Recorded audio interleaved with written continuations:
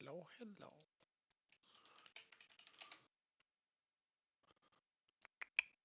There. Hey, Maker. Hey, Luxie.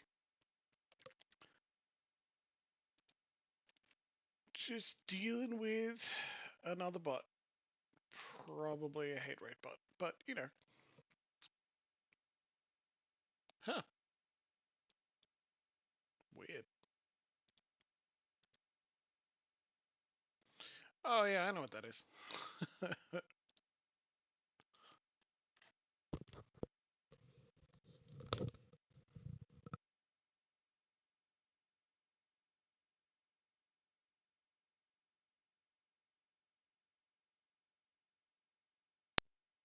I'm not particularly sure why Mike's quiet. Yeah, I can deal with that.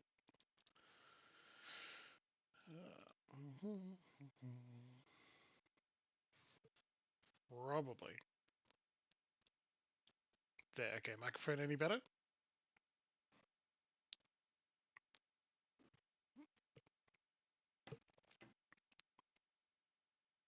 little bit. Okay. Okay.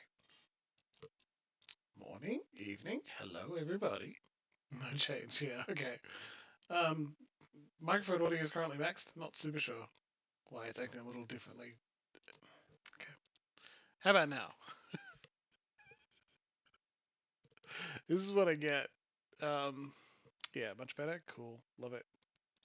I was doing some work to record a conference that Emma wanted to watch, but was busy at her work. So I figured the best way to do that sort of recording is via OBS. And that means I got to fiddle around and mess around with profiles and schedules, and that turned out pretty well, to be honest. I've got the recordings, and I'll do some editing to make it actually okay. But it means I've jumped through profiles on OBS. And that might mean things are a little weird. I know the activity feed was supposed to be a chat feed on that hand side, but I couldn't get it to work at all. Not so bad. And we had to spend a bit of time removing a bot that followed as soon as I went live. And Twitter seems to think it is in fact a hate raid bot. I'm really glad Twitter's there because you can't find them via a Google or a search of Twitch. And there's no other obvious. The most obvious thing is that they just keep an eye on everyone going live, and then I don't know. Does it enter someone's? I don't know the mechanics of how the hate raids work. Do they have people watching them and then say, "Ah, yes, this person is a minority of some sort. Better fuck them up."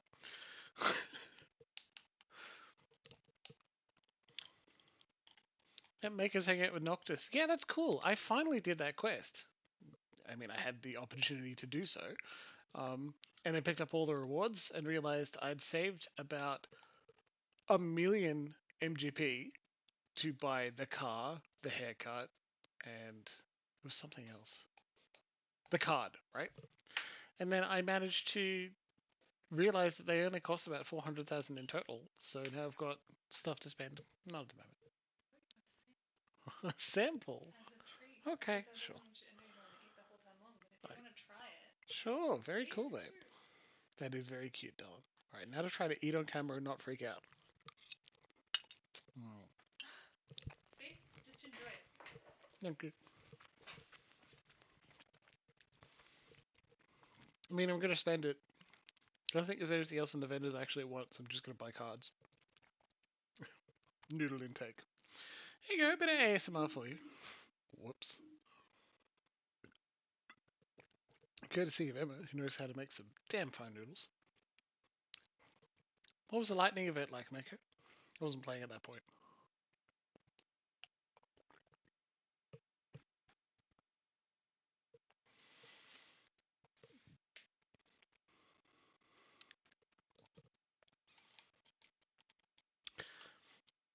Gunbreaker is a lot of fun as a class. Crashes heroes. Alright, neat. We'll check it out. I mean, if the 15 event does well. And I don't know, what are we looking for? Like, is Square Enix keeping an eye on Steam and their website? Do enough people buy Final Fantasy 15 they decide, fuck it, alright, that was a great idea. It sucks that our most popular game currently is the MMO, rather than our massive story-driven single-player games. That's not so bad. Oh, today we've had a day. While I was enjoying the weather, it was highly enjoyable weather. I and worked as hard as I could to get through regular tasks. I still have this massive headache for the last 2 days now. We spoke to the neurologist about it too, and they say it's suspicious, and a I get to have a spinal tap at some point to see if I have too much brain juice, intracranial hypertension. I think that's what it's called. Um, yeah, so that they'll see if I have too much brain juice. And if I have too much brain juice, the neurologist was very good. And that's surprising.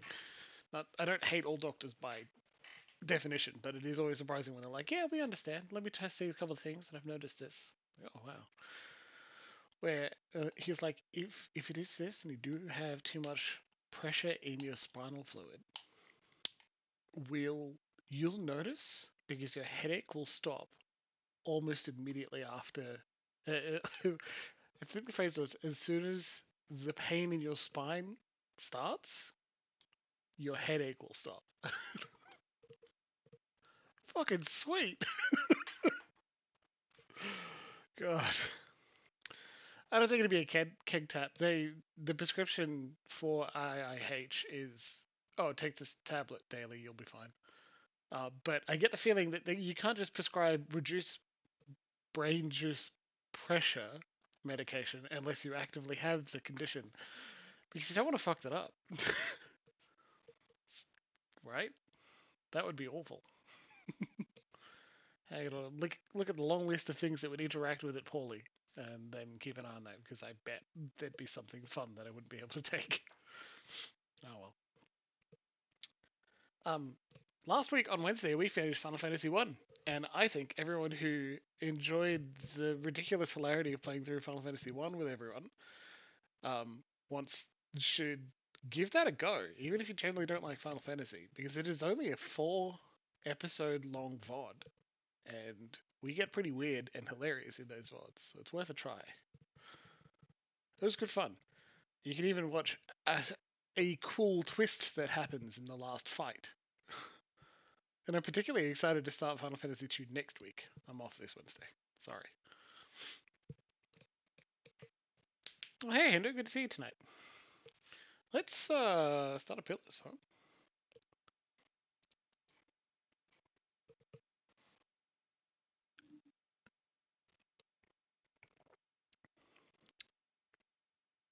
Oh, Hendo, try to catch up. Hopefully, it doesn't feel like an imposition. You don't have to, but it's funny.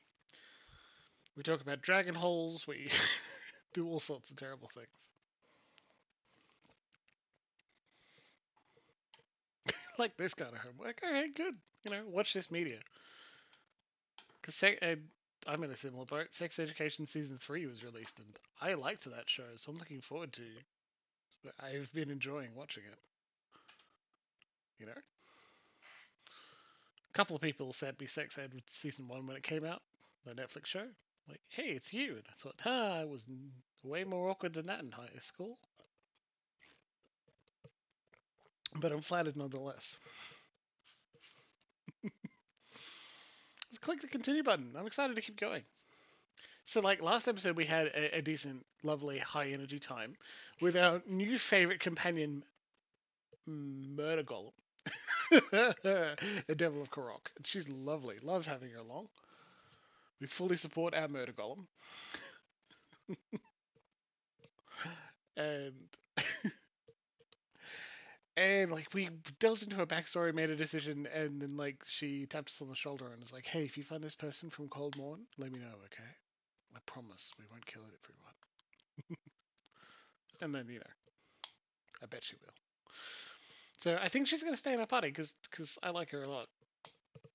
And but after that, like it was a long dungeoneering, and there was a long chatting to her. But other than that, not much else happened.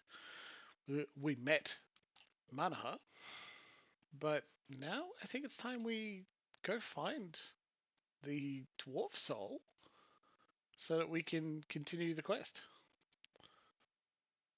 No news for him yet. Mister.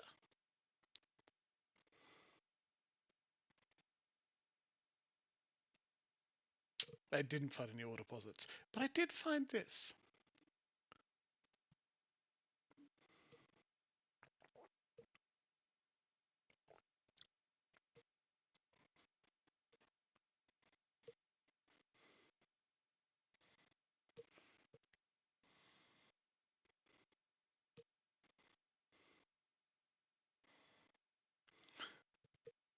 Happy to help.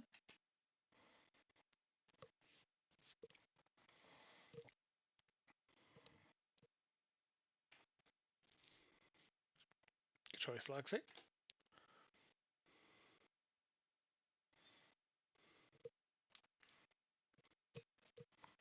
Battery slam shadows. Yeah, happy to help. That was easy as hell. Don't worry about it. The door appears to be barred from the inside. It is not budge. Am I getting game voice audio? I am, but you guys aren't, and I can even see why. You jerk.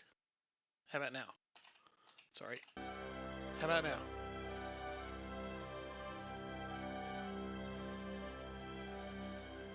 Thank you. And they're very smart. Me and Sledge are thinking about heading down, joining a caravan over to Dawning. Dawning? What for? You like your ogres bigger? We'd have work at least. Like my and I'm ogre's damn huge, sick of thank fish. you very much.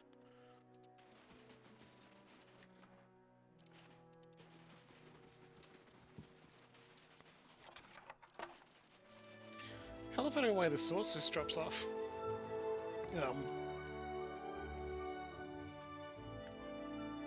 It's just like, I don't know where to get the game audio from. And I say, the same place as always, dude. And then, here we are. Now, remember we were told, hey, don't steal this dude's drugs in broad daylight, he'll see you? I wasn't expecting anyone to come by the fishery for a while. I guess that's the proper way to go about it, really. Carry on like it's business as usual. Can I get you anything? No, nothing right now. Hey, Grindle. Or Grind. What are you doing here? He's speaking to you, but his furious stare is fixed on the devil of Korok. Looking for a man named Hamg? The woodcutter? If he's anywhere, he'll be working the stand of trees in the russet wood. Don't go as far as that frozen pond, mind you. I'm going to. Well, what are we waiting for? Don't worry, we're not looking to murder him or anything. He winks at you. A dare? Need something else? His eyes rove around the fishery, following the various activities and operations carefully. Read his soul. As you reach for Grin's essence, you find yourself wrapped in the cold embrace of a snowstorm. You trudge through the snow, each step laborious to your numb feet. You keep your head down against the wind, and your back is bent under a heavy burden. Ahead of you is a frozen lake and the hole you made in it. Your feet crunch over the ice. You wait and secretly hope for the telltale crack beneath you. With the village distant and dark behind you, you would sink and none would know. At least that would free you of the heavy churning feeling in your gut. Yet you reach the hole, and the ice is still steady under you. You have the burden off your shoulders, cradling it, cradling her in your arms. She is wrapped in nets and weighted with stones, in which one of the priests of Honor will hear with solemn words and the assurance of ceremony. Instead, you slip a bracelet off of her wrist. Andra will have her body, and you will carry this reminder. Slide the bundle into the water and watch it sink. As it dwindles to nothing more than a dark stain beneath the ice, you feel scratching in your throat and hear the wind moaning in your ear. Sorry. I'm sorry. I'm sorry. Takes you a moment to realize you're hearing your own voice muttering. You surface in the vision. Whatever it was, it has nothing to do with Durgan's battery. Been running it 4 decades now. Reckon I can tell you what you want to know. His sister was once in charge here? Arda was a saint. Lived to look after the village, she did. Fell through a weak spot in the lake ice. His gaze grows distant, and he scratches at his salt and pepper beard. You'll pardon me, but it's not something I much care to dwell on. That's all I Need wanted to anything know. else?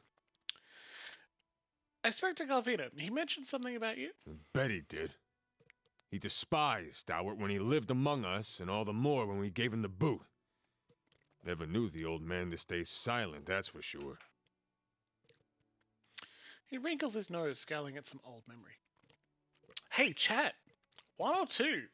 Are we going to say, yeah, Galvino said he wanted me to frame you, or not just frame you, but like expose your addiction to everyone like it's a horrible thing. So, or do we just say, oh, never mind it, whatever, let's just ignore it? Because again, we checked with everyone in chat, and last episode we were straight up, no, we're straight up not going to get this addict in trouble. It's pointless. And I agree, you know? But hey, Larksy is a decent question. What happens if you go with one? Is it accusatory or understanding? I bet that decision is down further the line, right? The game can also already assume that we're willing to talk about it and not straight up accuse him because we went in during the day.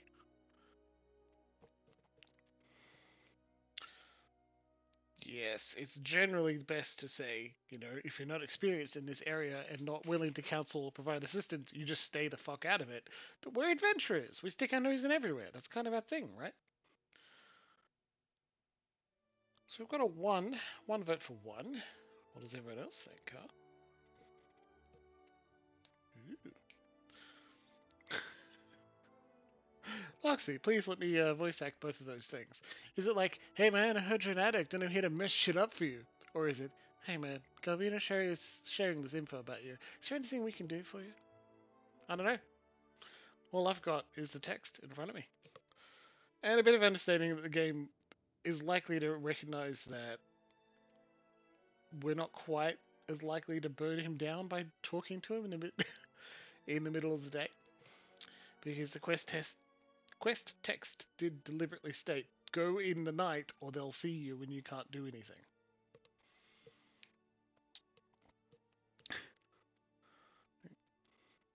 Yeah. I think I got further options. That's 2 votes for 1. Let's do it. No one's shouted out 2, so... It seems the old man's venom has dulled his senses. Grinned expression is suddenly rigid. Still, I'm glad you're too reasonable to pay heed to that nonsense. We didn't say it's nonsense, buddy. I'd hate to see the fishery torn apart by some gullible adventurer on one of his full errands. You've gained 500 copper. I'll see to it that there's nothing here for them to disturb. He tugs at his beard, glancing around the shelves. Farewell. Now, I didn't expect to extort him, right? That's weird.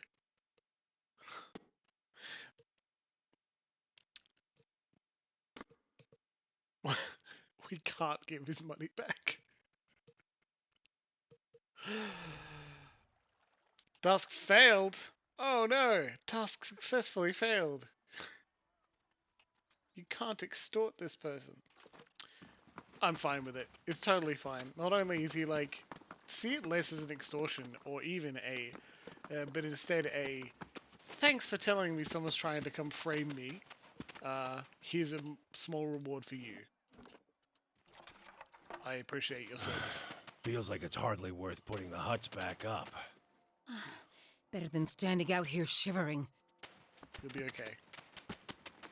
Hey, villager. You should have killed the matron when you had the chance. Is it true to set fire to Defiance Bay? Indeed, wood has gone mad. He did say, I will make sure there's nothing left for them to find. That's pretty good. Gotta read some souls. Who's gonna tell us the catchphrase to get into Durgan's battery? Tana, is it you? Got to speak up? My hearing ain't what it was. Read a soul.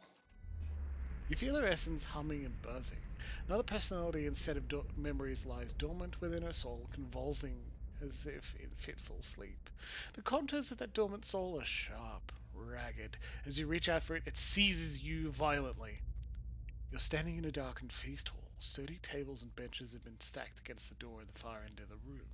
You know it won't be enough. A few dozen other dwarves from your tunneling crew await with you, shovels and pickaxes in their shaking hands. Sinove, please. If we go now, we can get behind the barricade. We won't do any good here. One man turns to you. He's right, and you hear agreement in the quiet murmur of the others, but Arms Warden Maroon ordered you to hold your ground here. Yet in those rising whispers you hear the opening bars of mutiny. You've never tolerated insubordination from your crew, and you aren't about to start, so you heft your pickaxe and swing it into the man's skull. He collapses and the others fall silent. The acrid odor of urine rises from his body. We're gonna go down fighting. Anyone who feels differently can settle it with me right now. Your voice is hoarse from hours of shouting orders, but no one else moves. They cast their eyes down on the flickering torchlight. Something thuds against the door. The others raise their weapons, picks, shovels, and a few swords, but they don't dare flinch, or your own pulse pounds at your temples. You pull back from Tana's soul, but you feel Zenove's wrath and ferocity tugging at you still. Her essence thrashes, lashing out at an unseen enemy. Zenove is powerful, but dangerous too. Her fury has been anchored to her old and threatening memories.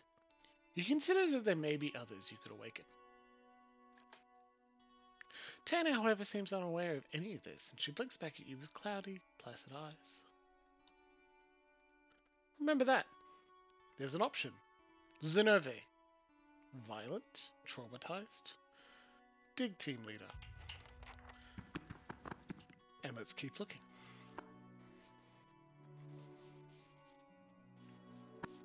The game has got it right. Absolutely. Adventurers, massive gossips. Well, I mean, we left the... Ever tried 3-point nettle? I used to smoke that a few years back. Loved the flavor, but got tired of smelling like it. How about deer cap? Long as I don't need to be anywhere for a couple days. Ever spent an evening with a comely lass while on deer cap? Thought that was the point. Oh, love it. That's so good.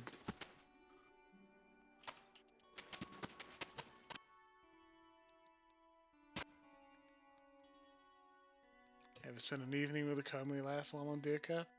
Thought that was the point. So good. Renegild? I take it you've met Galvino. Renegild glances at the devil of Karok, her eyes narrowing. Examine Renegild's soul. Your awareness settles beneath Renegild's skin. You feel yourself looking through her eyes on a time-faded memory. You're standing in an inn. The room is stifling, but it's the body heat of so many furious villagers, not the neglected fire pit that's drawn sweat from your pores. Your husband waits by the door about as far as he can get from the assembly. He holds Aldrich, whose cheeks are bright as he watches the adults bicker with wide, fearful eyes. You never realize how badly your neighbors stank, but something rank and repulsive rises from them as they pack together in this room. How much did the old snake pay you, Sinahiod? It's grinned, the head fisherman, jabbing a furious finger towards the back of the room. Sinahiod, your erstwhile mare, squirms in a corner, pinned by the accusing stares of the entire village. Oh, those eyes. They're cruel, porcelain eyes, and they're watching Sinahiod with the dumb gluttony of hogs staring at fodder. The only sight that turns your stomach more is Sinahod himself, trying to wriggle free of his own lies. Maestro Galvino and I came to an agreement. It was for the good of Stalwart. I thought... A lump bobs in his throat. You thought you'd let a killer walk among us? A woman in the middle of the crowd waves her fist. Cries of fierce agreement rise from the others. What began as a collective grumbling is swelling and congealing like storm clouds. You look back at your husband. He's whispering to Aldrich, but when you catch his eye, he directs a silent supplication to you. Let's go. A wet smack draws your attention to the other end of the room. Someone's thrown a potato, and Sinahiod cringes and rubs his jaw. You want to shout at them for all this nonsense and waste, but you know this is about to get worse. Stalwart will have blood, and Galvino in his horror had the sense to flee already. You turn again, and your husband is beckoning you with swift, chopping motions, but what stops your breath is Aldrich. His little eyes are fixed on the churning mob, and you know ever since you started hearing about those hideous purges that he'd see something like this one day, but did it have to be so soon? It's what drove that devil woman to madness, and now his little eyes have gotten so big enough to swallow the whole scene, and now he's seeing you as part of it. You want to leave now, but if you do, this is what your boy will remember. Cowardice, madness, about people, about Stalwart, about you. The people around you jostle and bark in their rage. They're dangerous animals, but animals nonetheless. They just need to be led. So you push your way to the end of the room where Sinahiod trembles in a puddle of his own piss. Enough. Your voice boils up from your throat. The others fall silent, watching you. They listen, dumbly trusting, as you turn Sinahiod's death sentence into an exile. No one contradicts you when you explain that he's going to march out of this village alone and into whatever miserable hamlet will have him. They silently agree when you explain that their hands are too clean for the likes of him. But there's something else forming behind their eyes, a kernel of trust and dependence. You feel it curdling around you, encasing you like a pearl does sand. You only wanted to spare Sinahir's life, not volunteer for his job, but you see so much fear simmering beneath their expressions. Fear at godmen marching through the mountains, at dear Woodens and their purges, at dying the slow and lonely death of a ghost town. And you see their grateful reassurance mirrored in Aldrich's expression. Perhaps this place is hopeless, but you realize that you can't leave it any more than you could leave your boy. The only person who isn't looking at you is your husband. He's shaking his head, his eyes on the door. You retreat from Renegil's memories. Vivid though it is, it has nothing to do with Durgan's battery. What's on your mind? Farewell. Have a good night, Emma. Send best wishes to the friend. Hey, Aldrich. Something else you need? Read a soul. You reach for Aldrich's essence and you find yourself staring at a fence post lying in the filthy in a filthy slush of frozen mud. Snow gathers around your legs and trickles into your boots. A wind nips at you even through layers of furs. You hold a wood chisel in one numb hand and a mallet in the other. Kneeling over the fence post, you get to work. Hour after hour, you hammer away, feeling the tools grow heavy in your grip as your breath fogs your vision. You want to do better work than this. You can do better work than this, but no one's building new houses in Stalwart. The last table you crafted was put into the fishery, and pike end trails now trace the fine dovetail joints you so lovingly carved. Now you mend the stockade, because that's what's needed. The chisel slips, skidding alongside your hand. You gasp, but you hold up your hand and see, much to your relief, all 5 fingers wiggling back at you. You need to get out of this town. Pull back from Aldrich's soul. He's still staring into the fire, seemingly lost in his own memories too. God, that's so evocative. That's sort of like quick, sharp, short writing. Gorgeous. Love a game that writes you an excuse to peer into people's firmly held memories so that you can get deep and powerful emotion from nearly everyone you meet. Oh, just incredible. Please tell me you found it. I've got a craving like you wouldn't believe. Nope. You're a jerk. I'm not giving you any money. Giving you the liquor. Slime Shadows is making enemies in this town, that's for sure. Which, look, I don't hate. But, nope. You brought that killer to Stalwart? Are you mad? Slime Shadows! Let's have a drink together! Thanks again. I'll be gone just as soon as the weather clears. What about these 2 racists? I get them both. What do you think, stranger? I think I'm getting better. Read Andron's soul. A handful of memories dart across your mind like startled fish, leaving indistinct images and sounds in their wake. For a moment you are overwhelmed, until one particular recollection tugs at your senses with stubborn force. You, or Andred, or both, kneel on a stone floor, held between 2 men. The man pacing in front of you wears the armor of a crucible knight, and you feel Andred's half-hearted contempt for him, as if it were your own. You feel Andred's triumph, too, when the knight comes just close enough for you to spit blood onto his boots. The memory slips away from you, and you find yourself back in your own shoes. Read Batwin Soul. The whiff of salt and brine is in your nostrils before the room has even faded. The ground heaves beneath your feet, and a spray of ocean water roars over the railing as the ship heels under the wind. The ship shudders violently, and you are thrown against the railing. In that moment, you find your gaze pulled to the pitching surface of the dark sea, and see there an eye broad as a shield gazing back at you in turn.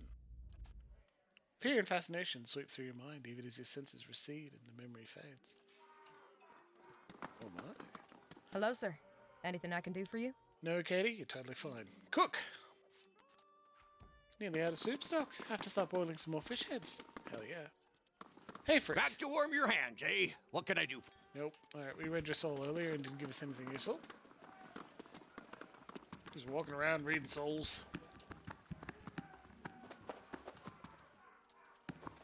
All winner?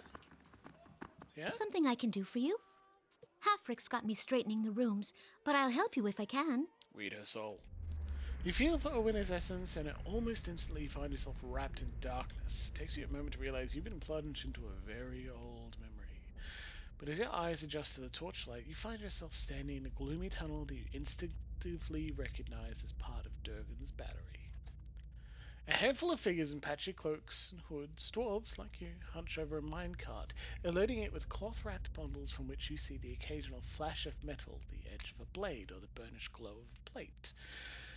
The other dwarves scurry with a curious mixture of haste and caution. They stack the bundles in a din of muted clangs and thumps, following the echoes of their ruckus down the tunnel with nervous eyes. Pay attention. Sooner we get this done, sooner we can go. Your voice is a dry whisper, and your nerves tingle with energy. You feel the same apprehension that the others do, but unlike them, you relish it. Still, you look over your shoulder, just in case. We're hurrying, Captain Gregor. Honest. One of the men addresses you. When you turn back, the others have redoubled their efforts, and you feel a pleasurable twist in your gut as they fill the cart.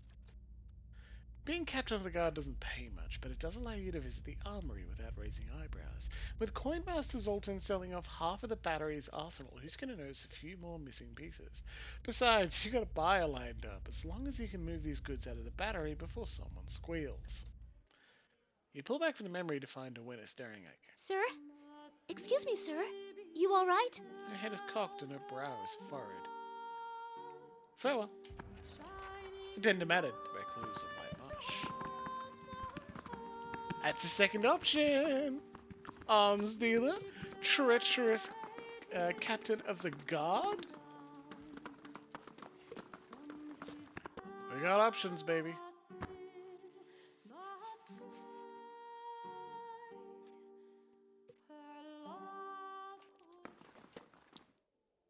They named Gambler. Read his soul. Actually, what can I do for you, Ogreslayer? Fancy a roll of the dice? For a moment, your senses are overwhelmed. There are fumbling hands at your belt, and your own low laughter in your ears. Your shoulder is jammed up against the cabinet, and it rattles every time Bertwin leans down to kiss you. There's a sedate pleasure to the memory, but nothing in it has much to do with the battery. Tell me more. Sadly, that's all we get. So, Tan Leg is messing around with Bertwin. I'm like, hell yeah, have good fun with Bertwin. But not a dwarf soul from ages past that we can reawaken, I'm afraid. Messing around with Bertwin, hell yeah. Shame about Bertwin being a racist, though. Oh. I wonder if there's a third option, you know? Otherwise, we'll have to pick between our two.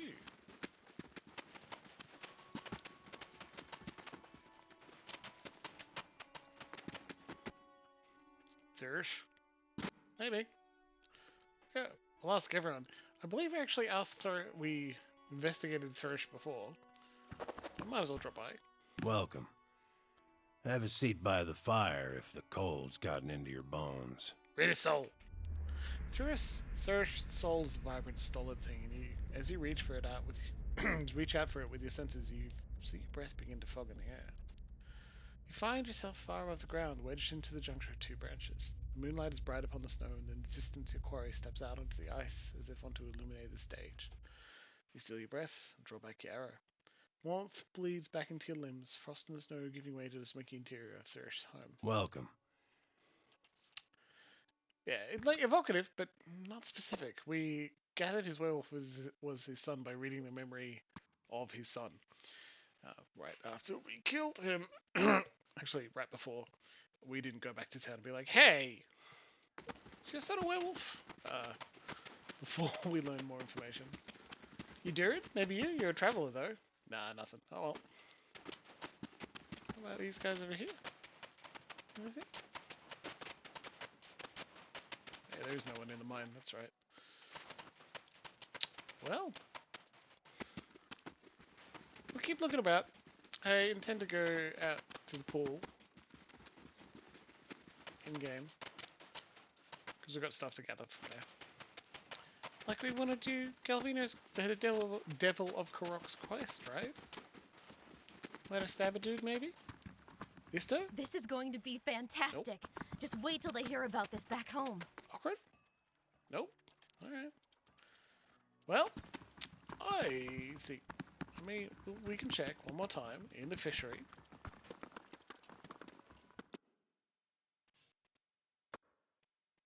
Maybe he didn't talk to everyone in here. We read one person's soul. At least we literally don't have to talk to everyone. Hello, friend. Read his soul. No, that one. Yeah. Very sad. Oh boy. Nope, not a soul there. Okay, well, let's keep going. Otherwise, like, to me, it's a fairly obvious choice. But we could still have a nice vote. I think, sadly, Golem King's proxy has fallen off from you, Luxie. And you're not able to vote for the most awful option. Though if Golem does appear and wants to vote for something terrible, we'll certify and enjoy it. No, it looks like that's the whole town. Yeah, Rustwood, Terran's house, Durgan's battery up there, Benning Guild, Gref's Rest, Thur's house, Hot Springs. That's that. Let's go to the Rustwood. What options do we have so far? Two of them. We have the captain of the guard, who seemed to be violent and was about to die, in defense of Durgan's battery. Could we find someone in the woods? That's why we're out here looking, just in case. Captain of the guard, right? Killed one of her subordinates for starting mutiny, and then intends to die fighting to defend Durgan's battery. Or we have the other option, ice beetles. Seal We're no Aleph with this right now either, so we don't have AoE. But we can finally have a barbarian. Right. Who does AoE. That didn't work.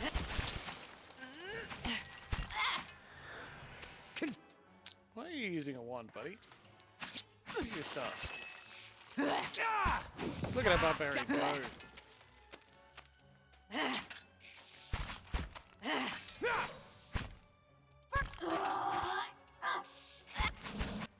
Some people's AI is off. Let's turn that back on.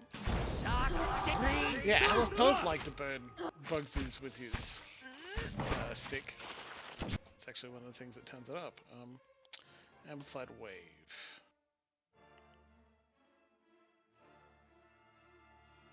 Crush damage from an ally. So, not a hurt to that. And the other option is the...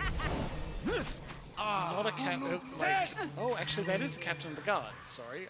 The first person I mentioned was simply like a defender of the town while it was under assault. And the other option was the captain of the guard who was embezzling and stealing armor and weapons from the armory and then selling them. Hey.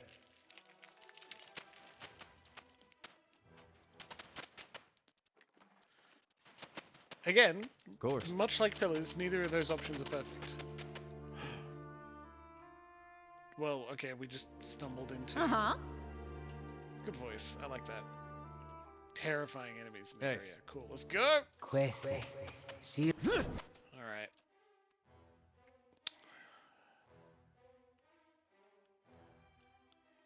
Creates rotting, disease-riddled skulls in the hand of a caster, acting as a ranged weapon that cause crush damage and apply a disease-based corrode in the area. Hell yeah! Throw some skulls, baby! And start with terror, please. That's amazing.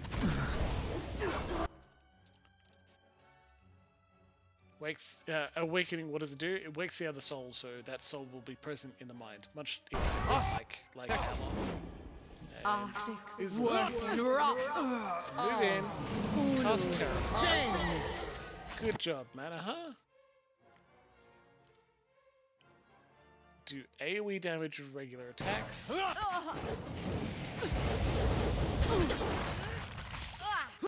Spin to win, baby. Let's terrify enemies. Never expected a druid to end up, a barbarian to end up effective.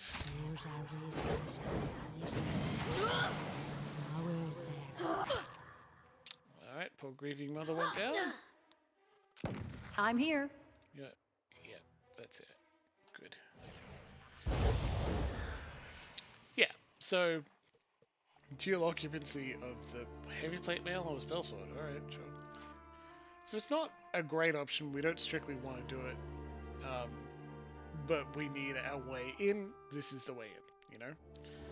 If we do it to the nice, sweet serving. Tufts of grey white fur is snagged on this brown. Of course. Do it to the nice innkeeper lady, and she, well, a slight traitor is actually not that bad. And an opportunity. It's not that bad to have awakened. But being awakened at all is not a great thing. As the Watcher, we're awakened to our complete soul at all times, and it's not good. Having one additional personality isn't that terrible. As you walk towards the frozen pond, a figure appears through the mist. Kneeling down next to a hole in the ice, the figure picks up a large chest and throws it into the water without hesitation. The figure looks around. You glimpse a face you've seen before. Gettel, one of Laughter's acolytes, pulls a hood over his head and throws a leather bag over his shoulder.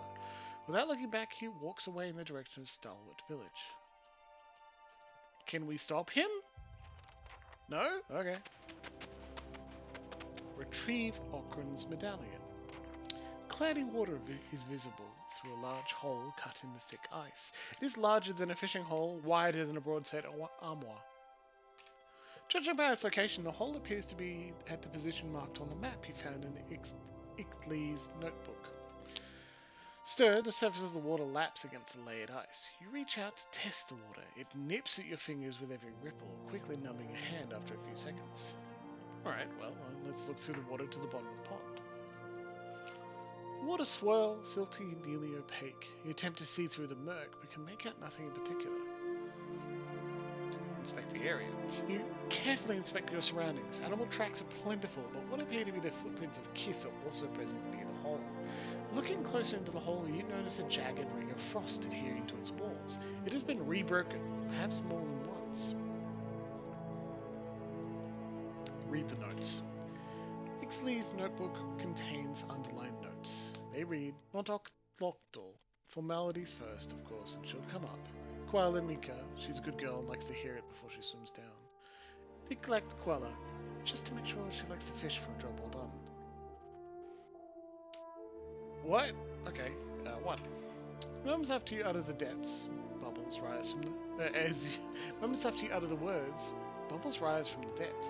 A shadow appears under them, growing bigger, until the surface of the water breaks in a great splash. A scaly creature stares at you from the hole with bulging eyes and opens its mouth wide. Words form with difficulty between rows of sharp teeth. Ta. Kat. The young Lagerfeth, seemingly unafraid of your presence, tilts his head and continues to stare as if waiting for something. Well, we're not going to threaten the little guy. That's amazing. I really want to shoo, but let's read Quella Micha. The Lagerfeth cocks its grotesque head to the side, focusing in with one eye. Its nostrils suddenly flare open. The creature inhales a cold air with a hissing sound before diving down to disappear under the water. Only the occasional bubble rising to the surface indicates that the Lagerfeth still swims under the frozen pond. A long minute passes by. The cloudy waters seem to stir, and a dark form again grows under the hole. A bulky shape emerges, spilling a wave of water out into the ice. It's a chest. Under it, hoisting upward, the Lagerfeth flashes rows of teeth in what might be a smile. The creature pushes the chest to the side and dives down again.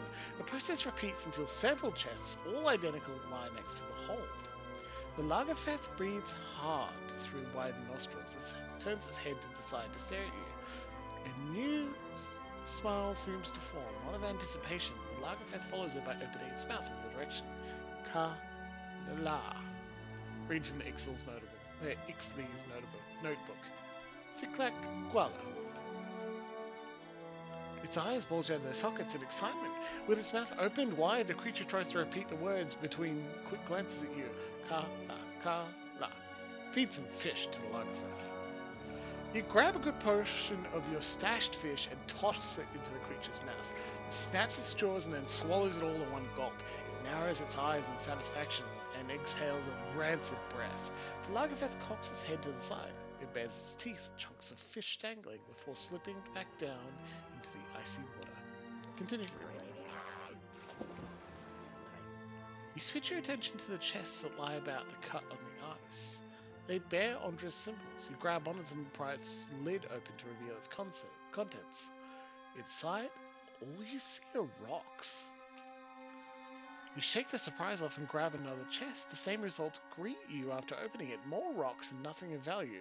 Something is assuredly amiss. As proof of your findings, you take one of the empty chests with you. My oh my. Oh hey Gibble, nice to see you tonight. My oh my. Not only we got chests full of rocks and nothing else, but what an amazing little experience. The gift bearers have trained a Lagerfeth, or have made an alliance with the Lagerfeth. That's so cool.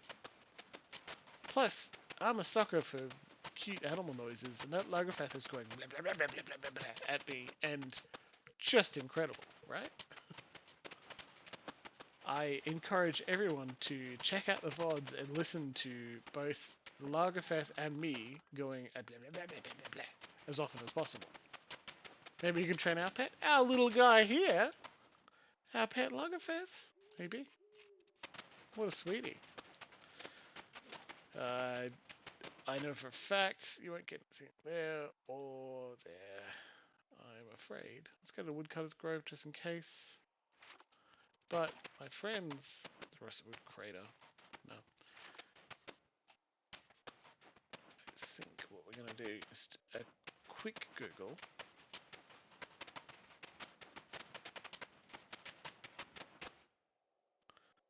Here we go. Devil of Korok. It's him, Hamke. I remember that weak chin and those knobbly knees. She stops, staring motionless at the figure among the trees. Well, it won't be the least impressive. Well, it won't be the most impressive hunting trophy, but we don't have to mount the knees. How goes? The other man emerges into the clearing and freezes, staring at the Devil of Korok. For an elf, he's tall and rangy, with a weather-beaten face beneath stringy, greasy hair. The others with him turn, glaring and gaping at the bronze golem. Korok's shadow. What's that wicked thing doing here? Hamke swallows a lump bobbing in his neck. Why are you so nervous? It's a killer! Look, we don't want no trouble. Just trying to do our work. Beads of sweat have formed on his forehead despite the chilly air. We'd be much obliged if you'd leave us be. And take that thing with you. He looks at the devil with a mixture of terror and loathing. Enough! What do you see, Slim Shadows? Is it the man who torched us? The devil sways on her feet, her whole body moving around the axis of her ankles. Though she's talking to you, her attention, a concentrated spear of essence, is focused on Hamke. Read Hamke's soul. He steps away from you, but your awareness reaches through his trembling skin and feeble resistance of his fear. You see memories. Snow-shrouded forest partitioned by fallen pines and firs, days measured by the steady swing of your axe. There are other moments too, recollections that flare up like a heart's welcoming fire. There are children, spry and lanky like you, but still full of the rowdy energy of youth. Together you scatter winter-bloom petals on a grave. You reach deeper into Hamke's soul. Years roll back. A torch in your left hand bathes your face and shoulder in heat. All around you are other men and women holding other torches, and the mountain air is acrid with the stench of smoke and sweat. Rage billows off the others. It's been a fever in your blood for days now, exhausting you and invigorating you in an equal measure. You're at the edge of that town. Cold morn. It's hours yet before the dawn, but the commotion has started to awaken the village.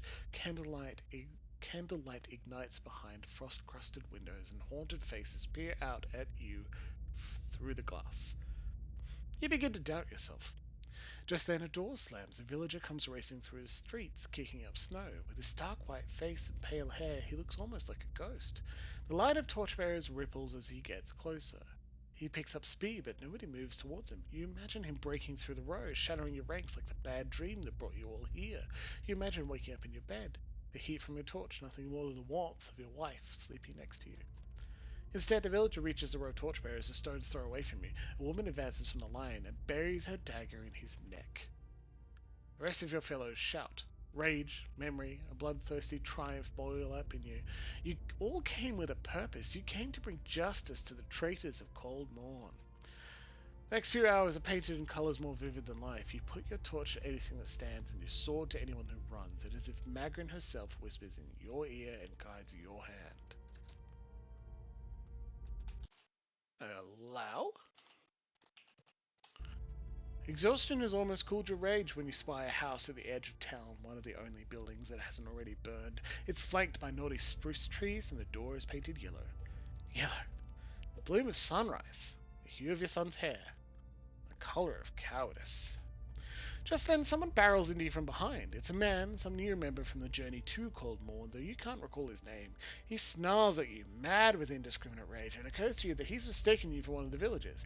You smash the window and hurl your torch inside. The other man has turned away. You think you hear a child shriek within the house, but it's impossible to tell above the roar of the riot. Humka shivers as you pull away from his memory. His eyes are wide with guilt and fear. Spit it out, Slam Shadows. What did you see? Her feet are rooted in the snow, but her limbs jerk and jangle. Hey, chat. 1, 2, or 3. And this is not the decision, but it is important to say. The decision of what we do next happens at some point. I want to have a vote on the decision, but I will make that honest. You don't have to vote with me, and I will not be upset if the chat chooses otherwise. It's not huge, I just have a preference.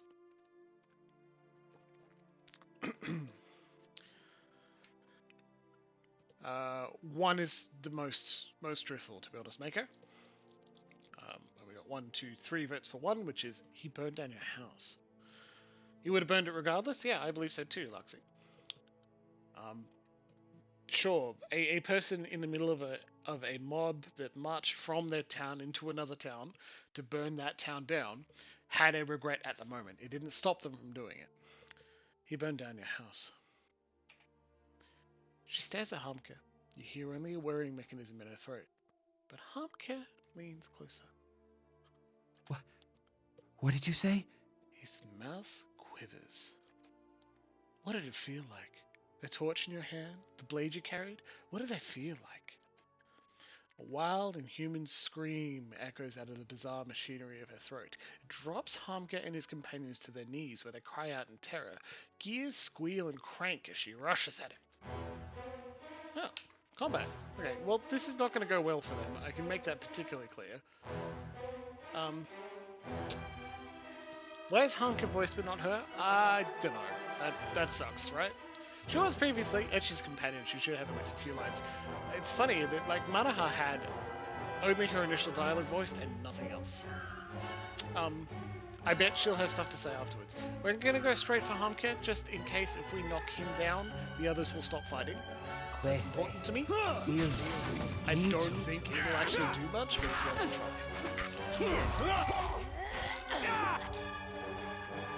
Quest completed. Alright, I think he's dead. Yeah. Heravi's killed Hamke. I thought we had more choice in that. My apologies, friends. But hey, we all voted for 2. Finishing blow notes. Alright, we need to deal with all of them.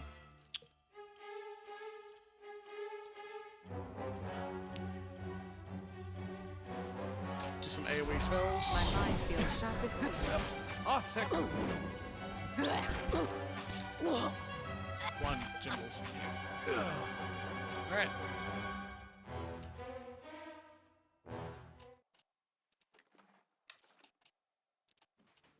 Okay, now we got dialogue with Devil, right? Hopefully she'll have something to say. Almost 15 years I've been looking for him. Voiced. It was one we all voted for. Yeah, I know. I pressed 1, didn't I? Pretty sure I did. It was true. Yeah. Oh, thank Christ, God. I would load a save if I misinterpreted the votes of chat. That wouldn't be fair. She stares ahead as you approach, the ink-black marbles of her eyes fixed on some distant point. Her essence swells and swirls in the throes of contemplation. All that fretting and wondering. And the deed's over in less time than it takes to tell. Chat, what do you think? I just said to. Holy shit. Okay, that would be embarrassing. Fuck. Okay, I'm glad we... Okay. Alright, chat, please vote. 1. How do you feel now? 2. Some men don't last long. 3. Hamka got what he deserved, and that's what matters. And 4. I hope Hamka's death has brought you peace. Yeah, 2 votes for 3, 1 vote for 4, 1 vote for 1. I'm disappointed no one's voting for 2. I think 2 is funny. Not the time for it, says Luxie. Yeah, alright, that's true. Maybe poor Devil will take it hard. And that's not fair. Huh? In my mind, we all press 2.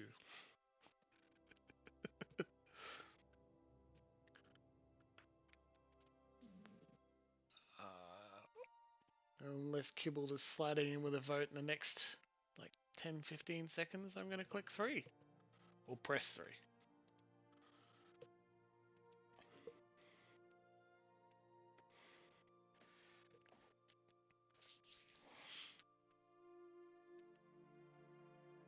Three it is.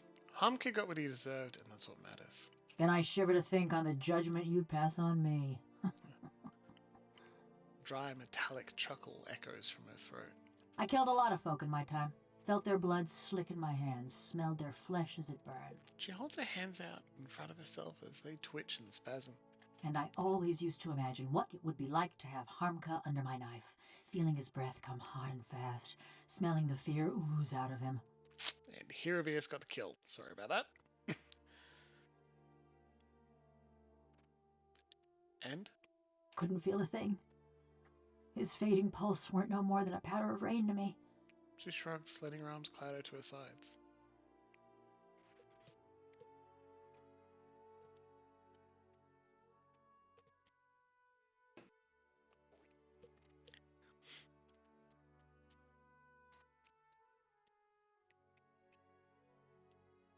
I know, Lexi, don't worry. 2 was for the previous vote. I could have gone with Stoic and said nothing. I don't know if it would have made a difference. 1 or 4 here. Or 1 being, what do you mean? And 4 being, that's anticlimactic. Between the 2 of them, trust me, he's definitely dead. And 3, can't you just pretend? And none of these have inflection or reputational bonuses as well. They're just statements. We've got a couple of votes for 1. It's not so bad.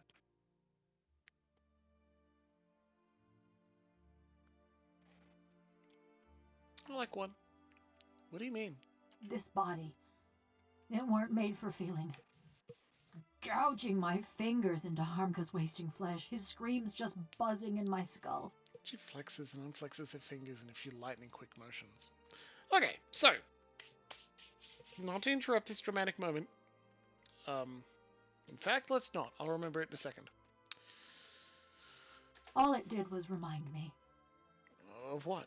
That this is a madman's fever dream. Like a prison, but no, 'cause in a prison, you lay your head down and you feel the straw soft beneath you.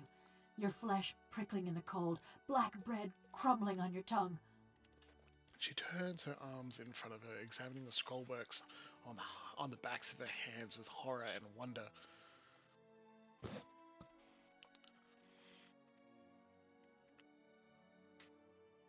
Hey everyone. How do you comfort the robot lady who didn't want to be a robot the whole time? 1. After 13 years, can't you get used to it? 2. Your body has unique strengths and advantages too. 3. Come now, it can't really be as bad as all that. 4. Pain and pleasure are distractions. You're lucky to avoid them. And 5. You're right, that sounds awful.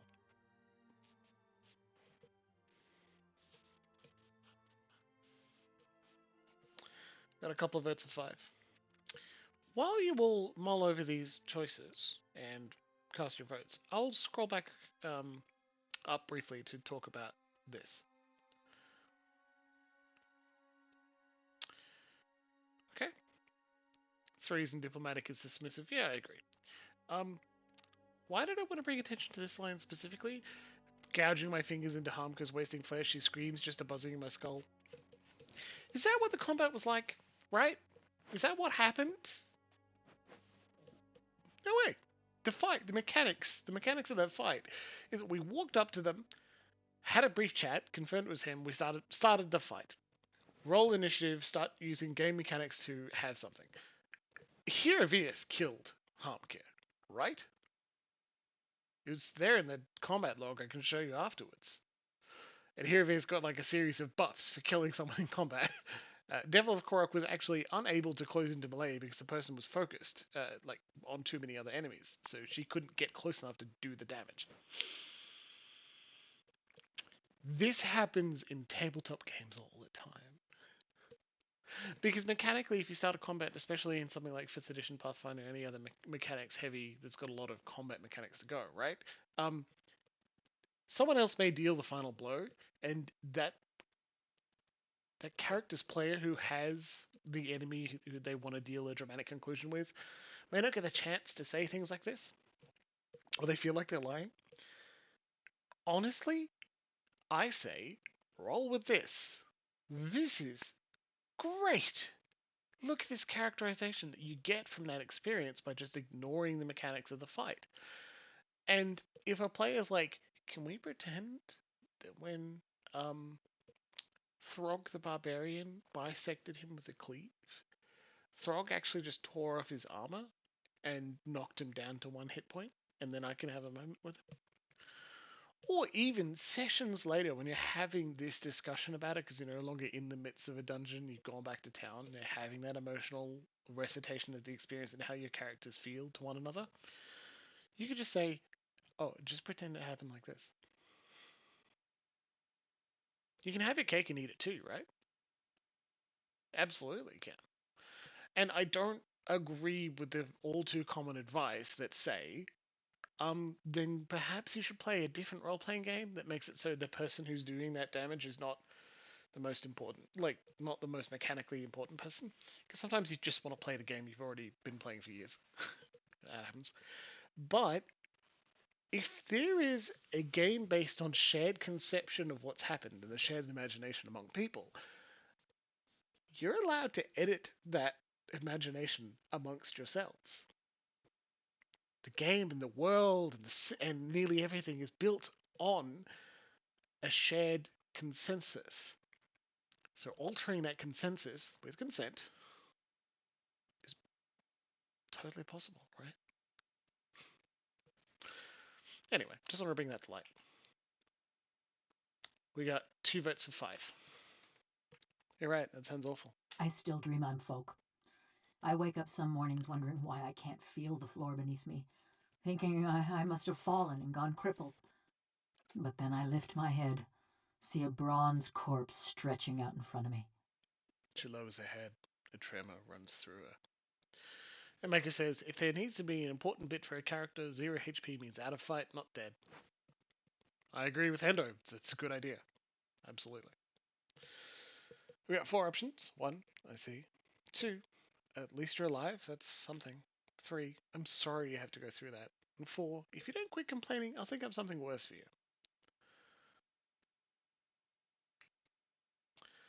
We got 3 votes to 3. That's a strong one. I'm sorry you have to go through that.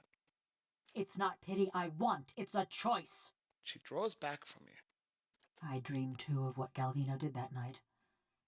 Those moments. I'd endure another cold morn if it'd spare me this fate. She rubs her hands together, tracing her even joints with her fingertips.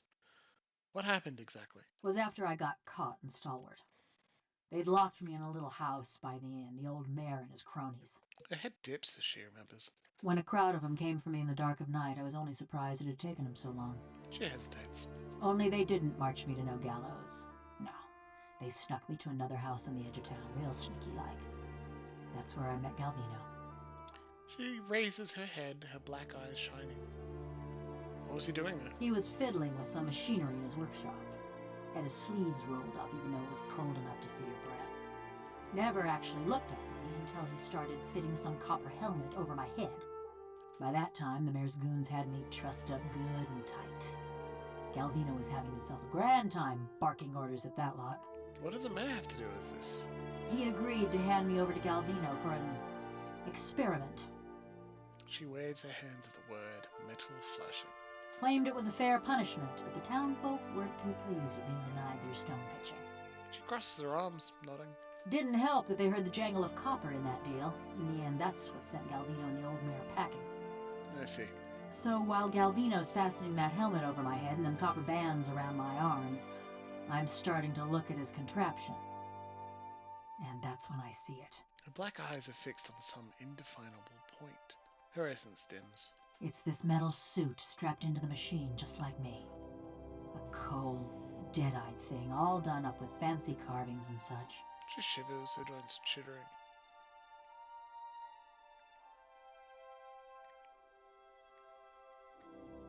Did you know what they intended? I had this terrible cold feeling in my gut, but I still couldn't figure. She shakes her head. I start asking Galvino and the rest of them what's going on, but they're too busy to answer. Then suddenly, they're waiting, staring at me with that fixed, horrified look. But they ain't watching me. They're watching for something to happen. Her eyes flicker, rolling and scraping behind her face. Galvino tells the woman nearest the machine to flip the handle. And then, just pain. Being torn apart every which way, feeling my soul peeled from my body. Her limbs twitch and shudder. She pauses, waiting on her body to fall still. By the time I came to, I couldn't feel a thing. Just this dull, distant sort of ache. I heard the old man cackling and chattering. When I saw him looming over me and looking down at me with hungry eyes, I tried to scream, tried to swing at him. I think that was when I knew. She shakes her head and falls silent.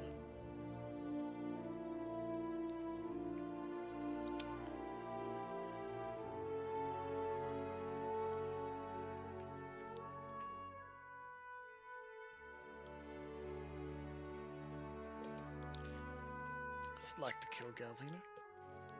How could anyone put another person through something so terrible? I reckon I'm the wrong person for that sort of question. But if it cools your conscience, Galvino didn't get off easy. The rest of Stalwart didn't take kindly to having a killer in their midst, nor to seeing their mayor and the army Valians strike a secret deal.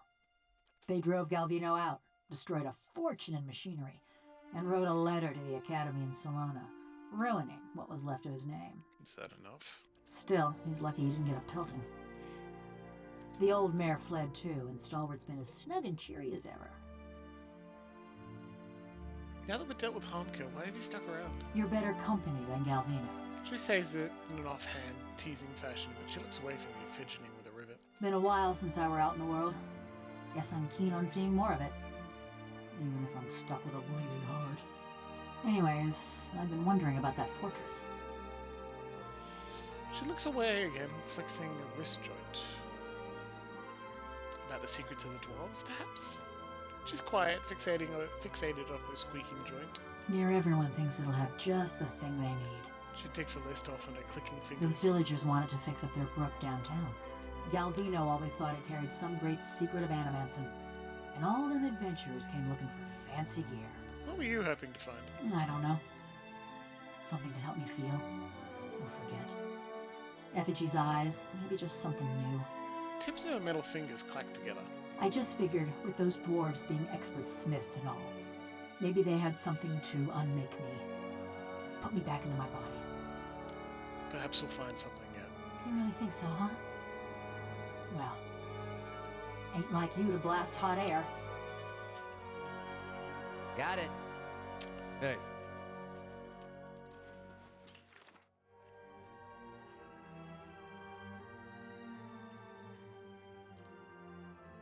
Quest complete. Good little quest. I liked it. I did a quick Google just to make sure we weren't missing anything, and there are only 2 options, not 3, for whose soul to awaken. And we need to make that decision soon, because I'd like to have it before we have our break at 8:30, right? So I think it's worth considering. What do we do? The old woman? Or the innkeeper's girl?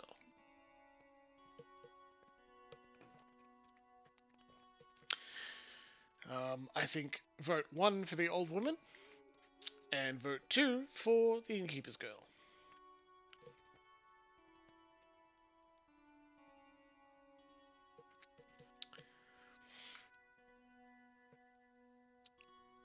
I don't quite remember. Just Maker has to live with the consequences of your bullshit for a shorter time. Yeah, alright. I like that.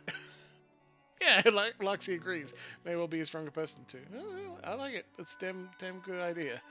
Well, hey. With 2 votes, I'm going to go with old woman unless someone shouts out. The star Hendo says sounds good. Alright, well, that's 3 votes for 1. Let's go. Of course.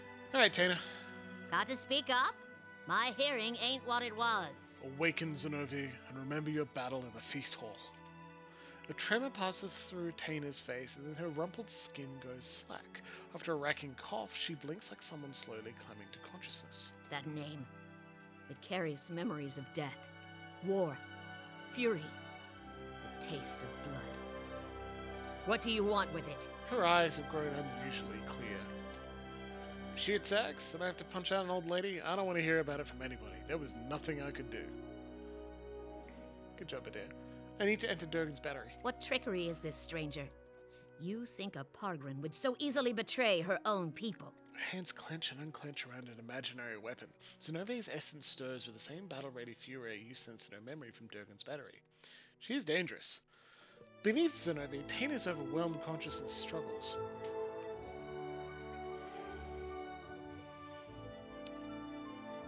Five options. 1.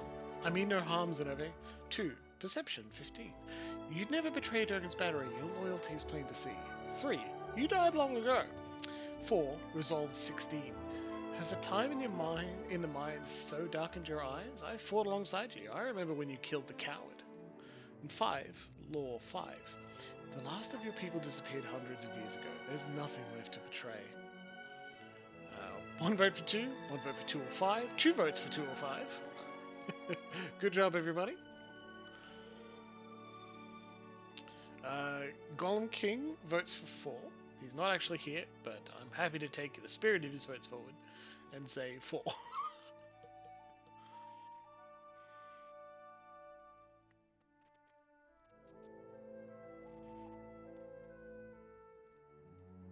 Okay, 3 votes for 2, we're doing it. You never betrayed Durgan's battery. Your loyalty is plain to see. You speak like one who knows me. Her fury abates, and confusion seeps into its place. You test its contours for purchase. Then you're not one of Zoltan's visiting merchants, or Exandru's foreign zealots. You're one of us. Even as Zenobi speaks of the old woman, you feel Tana's consciousness recover and steady itself. Another set of choices. Resolve 17, lie. Faithful Pargrinin like us must protect Durgan's battery from Zoltan's and Exandru's recklessness. But let us share the Cantek as proof of our shared purpose. 2. Law. Would a stranger know of the gilded halls of the battery, or the shrine to Aberdeen, the patron of all who labour? 3. I haven't been inside Durgan's battery, and that's why I need your help. And 4. Intellect 16. I take my orders from Arms Warden Maroon, same as you. There is not more, and I can't scroll down further. The shading is weird. It's a decent question.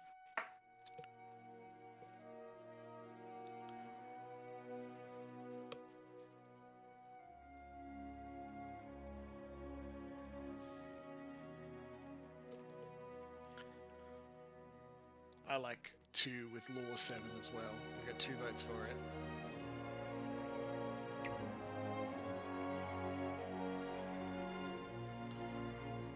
Yeah, the shading does say there's more, but look, I will scroll wheel down, scroll up again, and then all the way down. There's nothing underneath 4. 2 votes for 2, nothing more abrupt. Let's do it. Law 7. Mystery 5. Look, I will press 5 and we'll see what it is. Nothing. Okay. Conscience, right? Law 7. Would a stranger know of the gilded halls of the battery, or the shrine to Aberdeen, the patron of all who labour? Then let us share the words of our bond, brother. She nods in recognition. Hammers of Durgan ring loud, may the anvil's deep music resound. Walls of the battery safeguard our works from marauder and wilder alike. Aberdeen's faithful travel by the forge and the fires that brighten the ore. She takes a deep breath and her eyelids droop. Inside the old woman's body, the personalities and memories of Zenobia and Tania vie for dominance. Tania is beginning to surface, but Zenobia is stronger still, her rage and panic temporarily diminished. You perceive both pieces of the soul as something fluid and malleable, if only for a moment. Hey, chat! 1, 2, or 3. 1. Push Zenobia's essence down, allowing Tana to re-emerge. Or 2. Push Tania's essence down, allowing Zenobia to fully emerge. Or 3. Do nothing. Chat, I think 1 is probably the nicest. We created this problem. If we can assist solving it, we should, right? Specifically, several of you voted for the old woman so that... Tana. It is just Tana, isn't it? Alright, Luxie, you're totally right. The N in Tana is after the E, so it's not Tania. Tana. Nothing to apologize for, don't worry. 2 votes for 1, and 1 vote for 1 or 3. Let's go with 1. Push Zenobia's essence down, allowing Tana to re-emerge. She lets out a great sigh, expelling the rage and trauma of her past life like so much vapor. When she looks back up at you, her eyes are bright with new energy. Did I nod off? My, but I had the strangest dream. She shakes her head and dusts her hands on her trousers. So much work to be done. Pardon me, but I'd better check on those miners. At the rate they're going, it'll be another year before they clear that blazing shaft. Leave. Ooh, isn't that nice? Isn't it nice to have a good outcome, right? We created a problem, and Galvina was like, yes, well, you'll have to awaken another soul. Just deal with it, fucker. Mako, did we get what we needed? Yes, we did. A wreath of ashes. In the Valian Republic of Palminia, a military graveyard has been struck by vandals that burn tributes left for the dead. Though trundling to the Duchess, she has few local resources to deal with the problem. As the Republic will soon be celebrating the 50th anniversary of the Battle of Lagode Pirella, the Duchess would like to have the mystery solved quickly and quietly.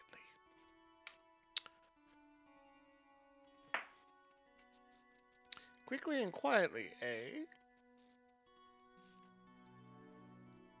Well, Sagani would be good at it, but I think it's funnier to send Zawa. Find a way to unlock? Tick! Open Durgan's battery. Let's go. Did we incite dementia? No, she already was suffering from dementia.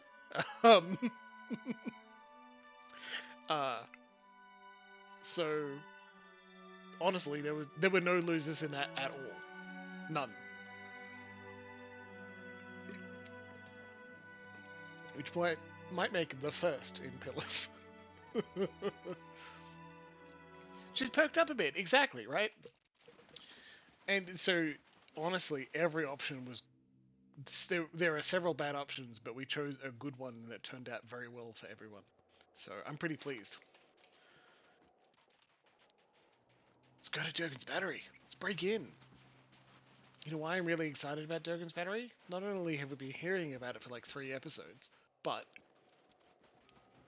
it's a dungeon. So we're gonna dungeon, right? Hell yeah! Get ourselves a bit more experience, maybe level up. Love it. Spirits. That caravan must have had a half-ton of steel. Coinmaster Zoltan's finally getting his way. For now, the other commandants will have his head. Only if they don't tear each other to pieces first. I heard Maroon and Exandru. Shh. Last thing I want is to get on Maroon's bad side. Fine, just say the words then. I'm getting hoarse. Alright, say the words. Damn it. Folk round here say the battery swallowed more adventurers than the ogres. Thought you'd want to know. Thanks, Devil. I do. We're just exploring the area before we open the door.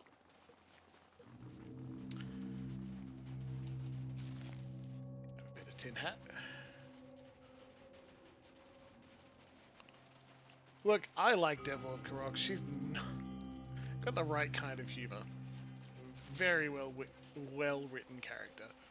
I also like that you get her revenge, and she's not, oh god, what have I done? She's just like, I wanted that to be more. Or even one interpretation of her dialogue is, I would have enjoyed that more if I could feel my hands inside his body as I'm tearing him apart. Cool. Man, look at all these options. Though the wind and the ice have pried long, jagged cracks in the walls, the doors feel as solid and as cold as a glacier. I didn't quite read that in the right way. Though the wind and the ice have pried long, jagged cracks in the walls, the doors feel as solid and as cold as a glacier. Gilded panels are arranged in columns along the doors, though most depict scenes from daily life, dwarves chiseling at tunnel walls, hauling minecarts, or feasting at long tables. One pane at eye level catches your attention. It's a relief showing a crenellated wall, and above it, an indentation in the shape of an anvil. Examine the relief. Peering closer, you notice that the anvil-shaped impression is strangely dull and smooth, as if it hadn't been exposed to the elements for long. Judging by the depth of the impression, you suspect that it's a socket for a tile or relief of some kind. Perception 14. Alright, well, place the anvil tile in the relief. Reminder, we got the anvil tile from the ogres. The anvil-shaped tile fits perfectly in the impression. You feel a warm thrum in your fingertips as you snap it into place.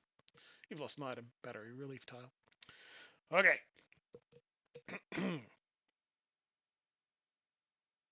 Does anyone remember it from a few seconds ago?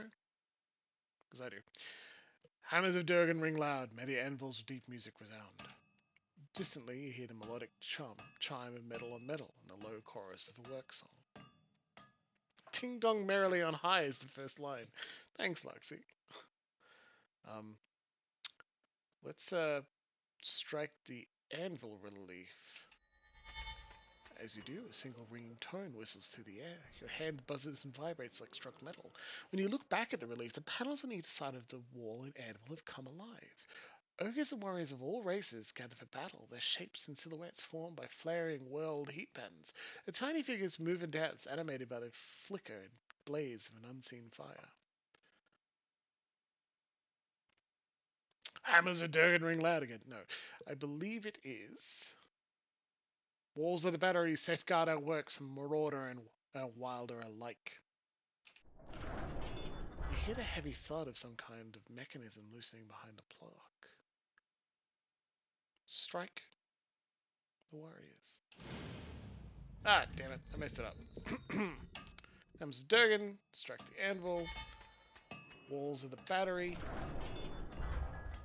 Push the crenellated wall relief. It slides easily with the slightest pressure from your fingers. You guide it up and over the anvil relief where it clicks into place. Beneath it is a deep cavity. It's shaped like a dragon's gaping jaws.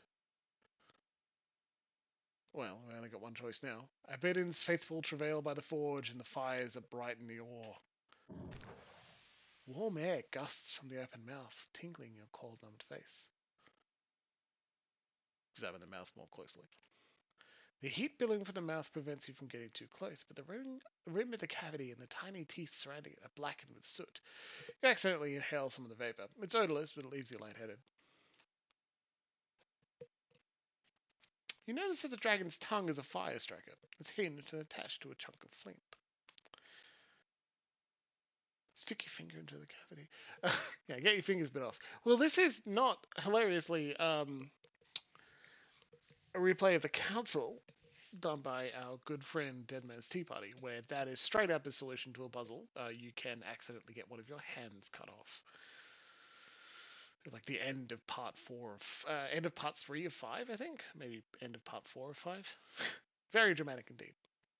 Press the dragon's tongue to light a fire in the mouth. Also, don't stand too close because we're about to light a odorless flammable gas. Fire whooshes the warm vapor with a billowing whoosh. The dragon's eyes are alight and the flames lick at the edges of its mouth. A few seconds later, the panel is sliding away from you as two enormous doors swing open into a grand hall.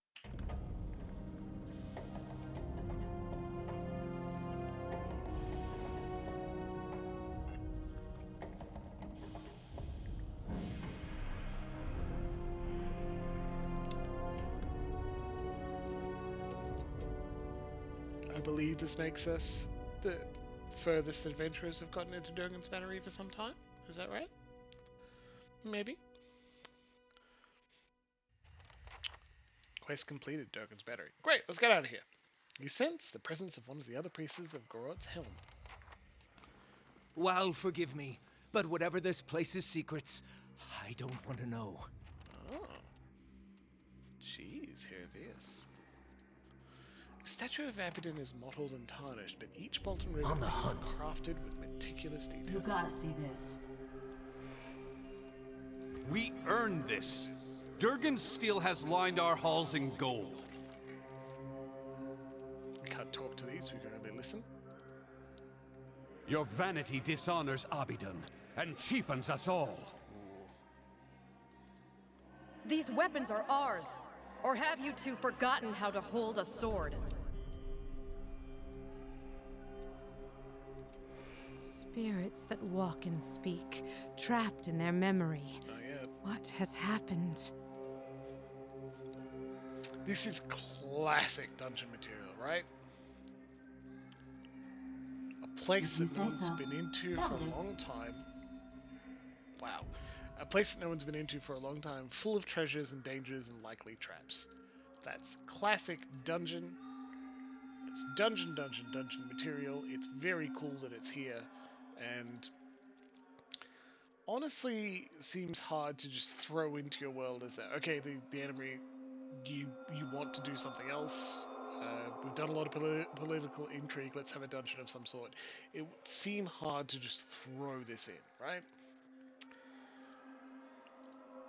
But it's fun, you know. There's a lot of fun to be had with dungeoning. It's worth investigating. It's worth peppering your world with this sort of thing, just because it is, you know, more spells. Bonus level spell. Why not? You're a caster. And a spell per day, not spells known, because he's a druid. He knows all spells. It's fun to have this sort of dungeon-style adventure, and you'll find a lot of other role-playing games like. If you say so. Find a way to jam that sort of thing into the world, even if it doesn't make total sense. Because this sort of dungeon Damn is you fun. both! My generation built this keep to honor Aberdeen, not to further your greed and ambition. We're Pergrunen. Our forefathers explored and conquered, but you've stuck us in this frigid hall. Paved with gold and marble! I won't allow us to abandon our legacy for your delusions. No, you'll peddle it away to line your pockets.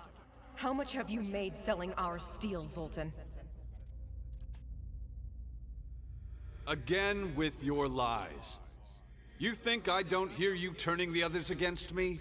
These walls echo, and... Enough! I'll send the Forge Guardians on both of you if that's what it takes. Like I said, Yakuza 7 does it, but the dungeons are sewers and office buildings, and it rules. If you That say sounds so. like that rules a lot. That's very cool. Good on him. Sturdy boots, don't need it. Battery Defender. It's a vessel, so it's some kind Leave of it to me. undead. My And, like, mind feels. I don't.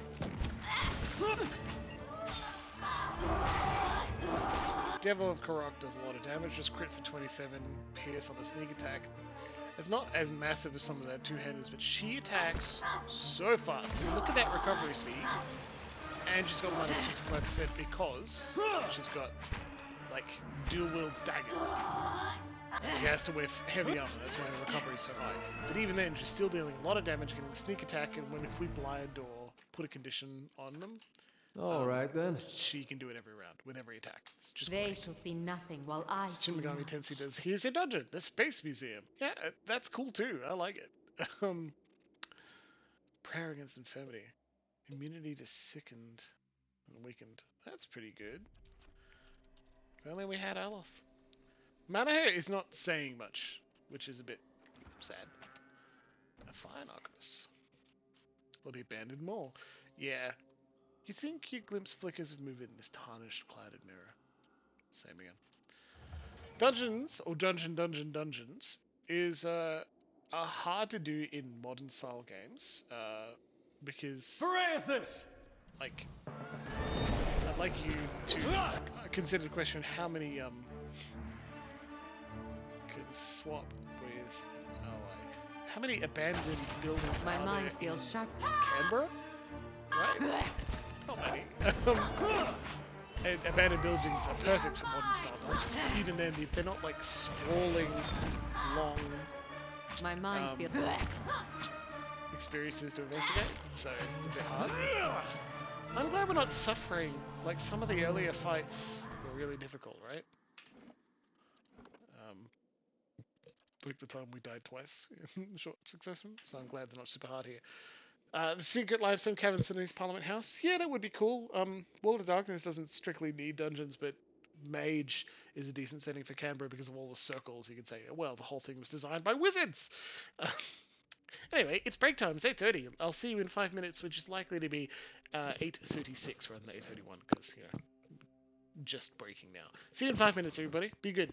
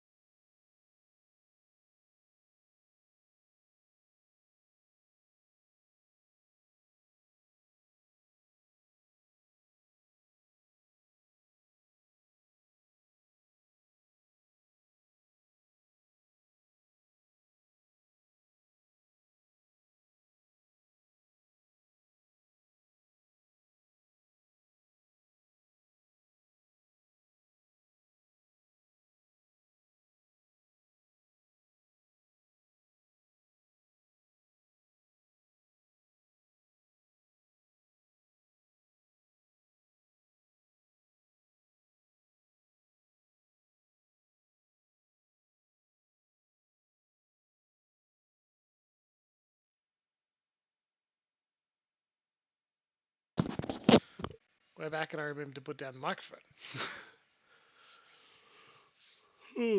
Wizards installed London Circuit. Yep.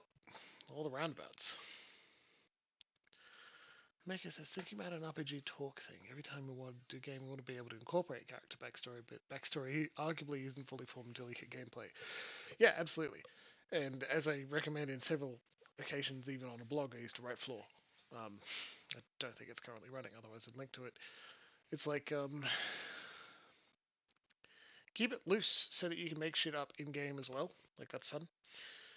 Basic backstory for 4 to 6 sessions, and then now develop an arc. Yeah, because, like, where is the game actually going? Is a decent question. Okay, so what is this? What is this? This is hot buttered rum, and that's a stick, well, a shard of some bark of cinnamon. Hot buttered rum? Jimbles. Classic winter treat. It's spring, what are you doing? I spent a bit of time getting a nice spiced rum, Captain Morgan, I believe, and then practiced the very first, and I'm sure I'll do it again, fat washing it. And that's get butter, or whatever fat you'd like to, and I think I'll do some bacon grease at some point to make some sort of bacon flavored vodka, which will make people very sad with me. Get butter, bring it up, not to boil, but a very, very low simmer to separate the milk solids. Combine with rum, a lot of rum, like a whole bottle if you can, and then gently, very slowly, very carefully warm it up in a way that won't burn the butter or burn off the alcohol, and then let it cool a little bit, but not too much, and use pour it into the container you're going to put it in the fridge in. Then use an immersion blender and mix the fuck out of it, because alcohol and fat will not, like, it's butter, it'll separate out. So you've got to agitate with an immersion blender for a while to mix those flavors together and keep them rolling for quite a while, like 10-15 minutes. That seems excessive. Then take it out, put it in the fridge or freezer, fridge probably, and let it cool for like 8 hours. You can do it in a shorter time, but I suggest longer. And then filter it, because you will have butter that tastes like rum really intensely in like a solid puck at the top of your rum liquid, and underneath it you'll have an opaque, tasty butter flavored rum. Mix that in with equal parts boiling water and nutmeg and cinnamon. Done. Much easier, much tastier version of hot buttered rum. Of course. But it does mean you have a... He's a traitor to the battery. That's an interesting overlay we haven't seen before. It does mean that you have like a bottle of rum that can really only be used for buttery drinks. Just means, like, I hope you like hot buttered rum. Turns out I do. Lucky us. What was that item we picked up? You can also use the butter for cooking and rum flavored treats. Absolutely, Hento, you're totally right. Don't just spread it on toast the way I did, hilarious as that is. Mantle of the Dying Boar. Endurance when low. Okay, that's not very useful. Under a third of hit points, so about to die. Bill of Sale.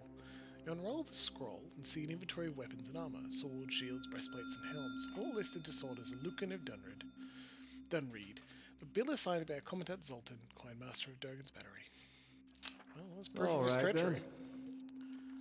We'll have to try it out. Well, Hende, again, when we're out of lockdown, and if I still have hot buttered rum, I'm happy to share. You gotta see this. If you say so. Got it done. The currency here is a Durgan cogwheel. Pretty cool.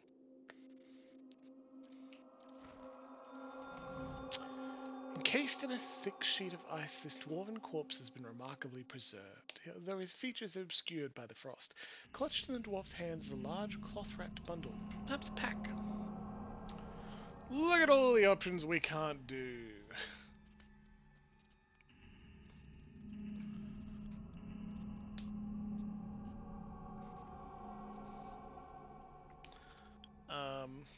Sorry, Luxie, I don't think that the I don't think anything audio-wise changed during the break.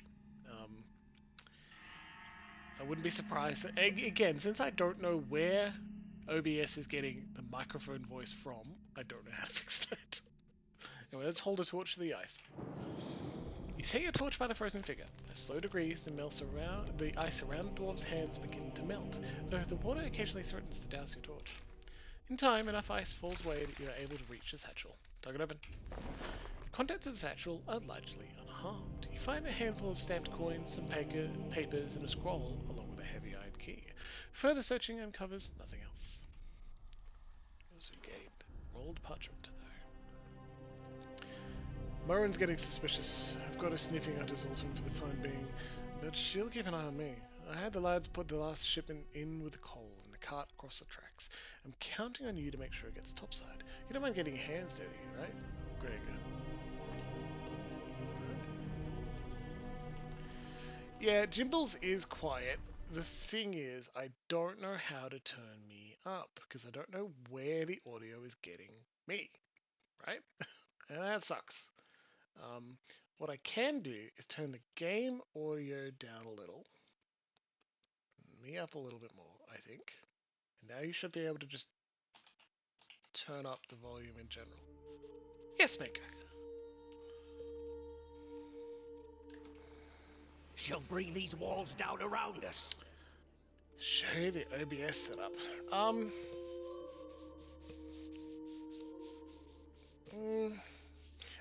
Not without a little effort. I'd need to add an additional source that's like show my screen. Discord it to you, I'd be happy to, absolutely. I'll take 2 screenshots and then we're getting back to the game, okay? Happy to send that to you, Mako. This will just be one moment, sorry everybody.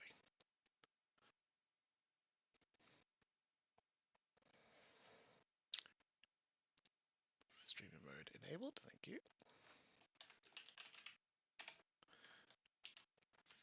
One. And before you ask, I know the next question. Because you're like, all your microphone things are muted and there's a scroll bar. I'm like, okay, well there's another one. Okay, back to Phyllis, let's go. Another letter to Zoltan. Esteemed Coinmaster Zoltan, I write to you in anger and bafflement. Have I not been a faithful customer to you? Have I not been fair in my dealings? Yet after all of our business together, your people turned me away like some filthy beggar. I arrived at the battery a fortnight ago, frost in my beard and not a morsel in my belly. Barely had I unhitched the horses when your Commandant Exandru came to meet me. The priest told me that I would be made welcome in my profane but my profane business would not. In short, I would have to leave first light. My wagon's empty. Certain that this was but a negotiating tactic, I told Exandru that I would of course see him compensated along with you. He left in a huff, and when I presented myself at the door, it was Commandant Maroon, your arms warden, who met me. She told me to leave at once, and that I wouldn't have my coin-grubbing hands tarnishing Durgan steel. Now, I appreciate forceful bargaining as much as any man of coin, but I was cold, hungry, and put off by her vehemence. So, I showed her the letter you had sent, inviting me to examine your latest stock of Durgan steel. Commandant Maroon drove a rapier through the letter and sliced it in 2. She then warned me that her blade, a fine weapon indeed, would be the last I ever laid eyes on if I did not hie back down the mountain at once. Never have I endured such humiliation and expense only to return home empty-handed. I do not understand what has passed between you and your associates, but I urge you to take charge. I fear that other commandants will be your undoing. Indeed, that all of Durgan's battery, if you do not deal with them swiftly and decisively. Yours, Maestra Annetto of Cesaro. Cool. Hey, a trap. Oh, look at here. Save your Mako indeed.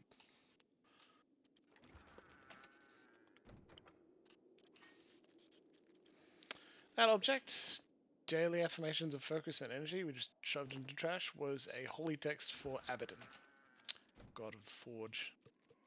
Get out! Out! Ugh. Sorry, ghosts. Quick. Seal this. Let's. Because it's stealth.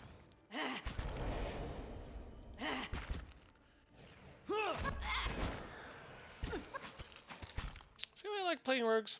It's good fun. ghost yelling is loud. Turn game audio down. Sorry. All right then. My thoughts will be as silent as my feet. How long before the commandants come to blows? Did you see the look in Maroon's eye? Exandro had better watch his back. Sadly, I'm having a wintry drink because it's cold outside doesn't stand up to the fact that I took my jumper off before the stream.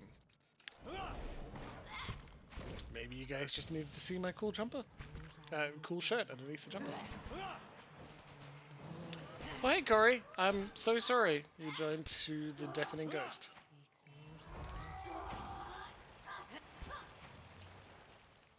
Hey. It is bad. It's good to see you tonight, though. Good thing I'm freshly greased. Of course. Grease me up, woman.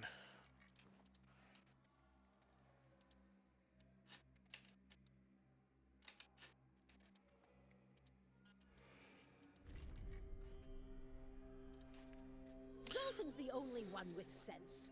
Anyone who says otherwise is a fool. That cheat sold our steel and kept the coin himself. Maroon? She won't rest until our corpses decorate the halls. Bronze statue of Aberdeen stands over incense, ash, and rusted metal tokens. Ain't that special? Maybe Jimbles needs to speak up as well. That could help.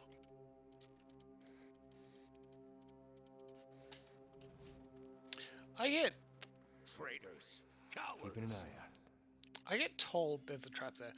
I get told I'm really quiet in a lot of phone calls, work teleconferences, all that sort of thing. And it's not the other people's fault. And, like every phone call I get all the time. This is getting... Damn it, Edir. You're not getting through me. Yeah, cool. He triggered the trap and several of us are petrified.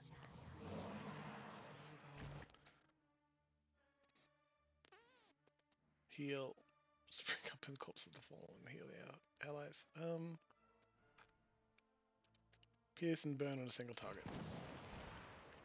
Because we definitely need to get through this fight to see if we can unpetrify our people.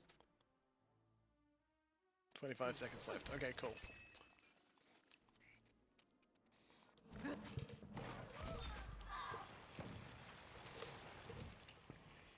And so it's one of those things. I am aware I mumble.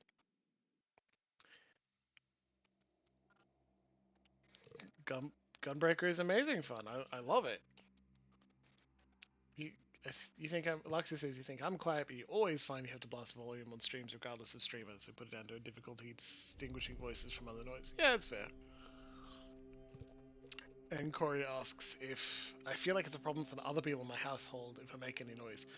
No, like in the end, I feel like I'm loud. I feel like I'm loud anyway. And no matter how.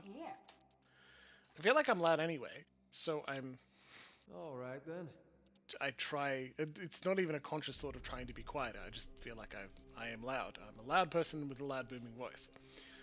I also know that I mumble a lot as well, so I'm not clear at the best of times anyway. Tables, shields, and collapsed stones have been piled up to form an impassable barricade. And like she says, you cannot possibly feel like a problem in your house is speaking loudly or love to ever. I know, because I work with her. Regret this.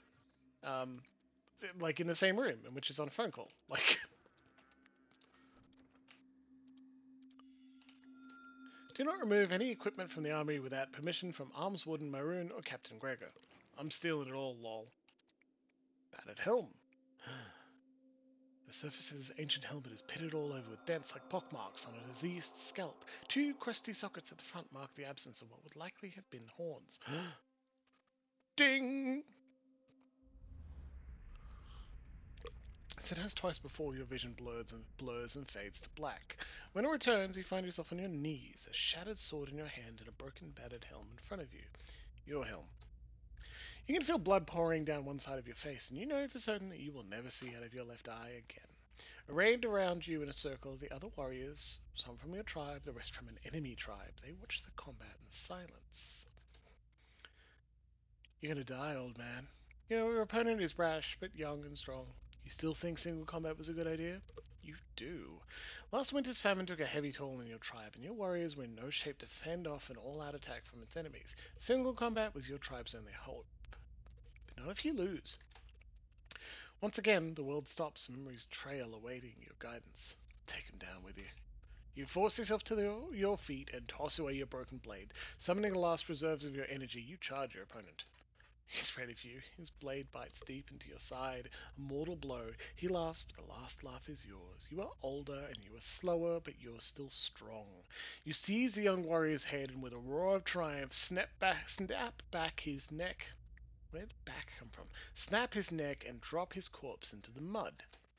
You remain standing, sheer willpower keeping you up at least until you're certain that you are the undisputed winner of the combat. It is not until the last of the enemy warriors have left your village that you allow yourself to collapse. The last thing you ever remember is the hands of your people reaching out to catch you. Yes, it's all coming back. My sister, my reign, the end. Oh, Gerard looks at his own spectral form with a sad surprise in his eyes, watching it begin to fade. But I've only just seen it. There's been so little time to know what it makes of it all. So am I going to get anything out of this, or... He sighs. The wheel has no patience, it seems. Untrust my helm to your care. You find Grod's helm back in your hands, whole and unbroken. You gain an item, Grod's chorus added to your inventory. Farewell, my friend.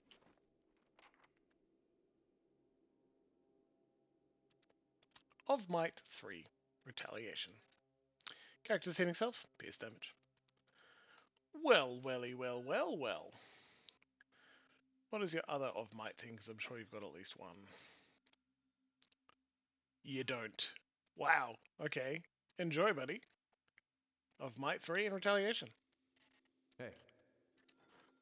A wreath of ashes.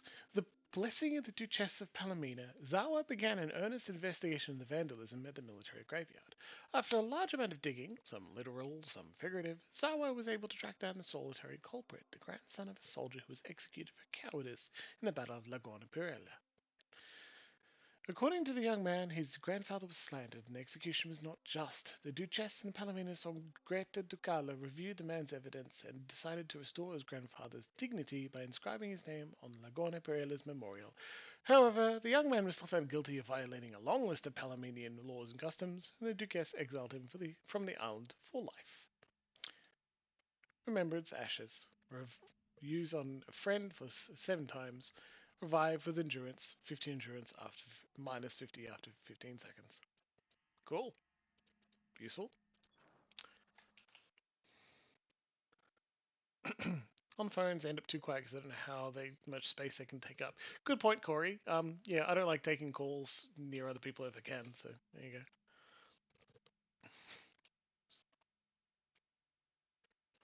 Snake's hair. No, Hey. Slime Shadows has not seen any TV shows, I'm afraid. I'll see what's ahead. It's fucked. Yeah, but I don't expect anything else from the Valiant Republics, to be honest. They're dicks. Shield! Medium shield, deflection, accuracy. Major reflection, thrust of tattered veils. That's very cool. Not something we can use because our shield wielder is currently unable to do anything. He's soulbound to an S-Dock. Hey. Oh well.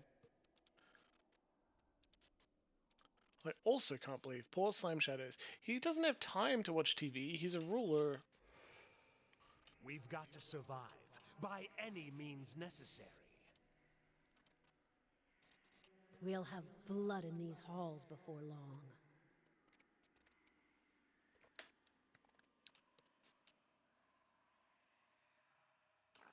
Can't talk to him. Arms wood and maroon. As you approach the doorway, a wave of essence ripples through the air. The ancient stones grind and groan around you, and a woman's voice echoes from the hall.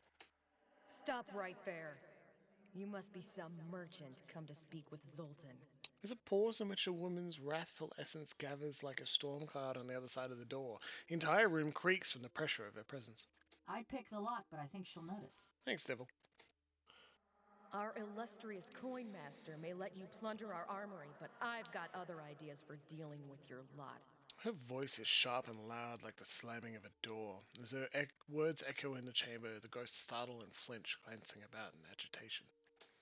Turn and go before I show you how an arms warden deals with trespassers. 9 options, chat. Let's a friggin' go. 1. What's going on here? 2. Who are you?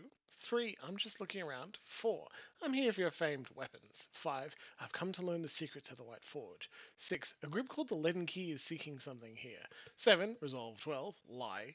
Zoltan invited me. I'm meeting him below. And 8. Resolve 12. Lie. Exandru invited me. I'm meeting him below. And 9. Fine, I'll go. 9 options. Have fun, everybody. What do you think? I know what I want to choose. That's something I always want to choose. Not 7 and 8 if you're picking one of the lies.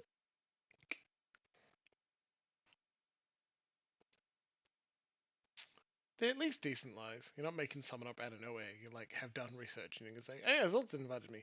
If you've read any of the text, you know that that's not going to help Maroon at all. She cut through. Not 7. Yes, 8 if you're picking a lie. Okay. Sorry, Luxie. That's more accurate. You need to pick one, chat, or I'll do it for you.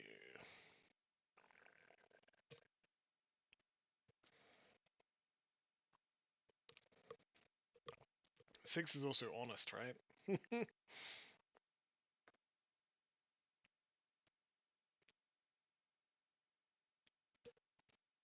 Go ask a few questions first. I think the first few, like what's going on here, who are you, they don't seem to. Yeah, I don't think they'd end the conversation, but I'm not certain. In fact, I'm willing to bet on that. Let's say, what's going on here? Pargroonin quarrels are no business of yours, outsider.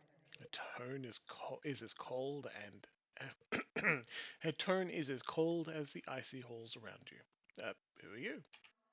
I'm Maroon, proud Pargrin and arms warden of Durgan's battery. And you're answering my questions now. Stone grinds and crumbles at the sound of her voice. Okay, now we've got 3 to 9, which are options, which feel more definitive in providing an opinion.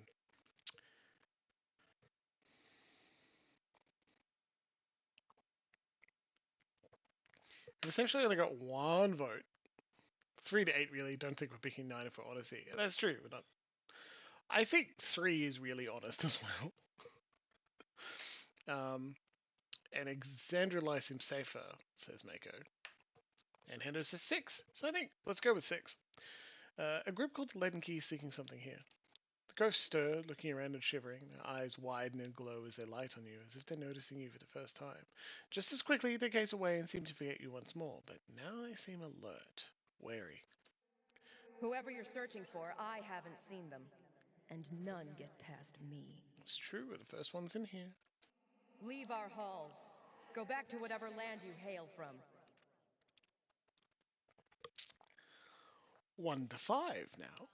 1. Your halls are full of corpses. I need to know how you died. 2. Fine, I'll go. 3. No, you will let me pass. 4.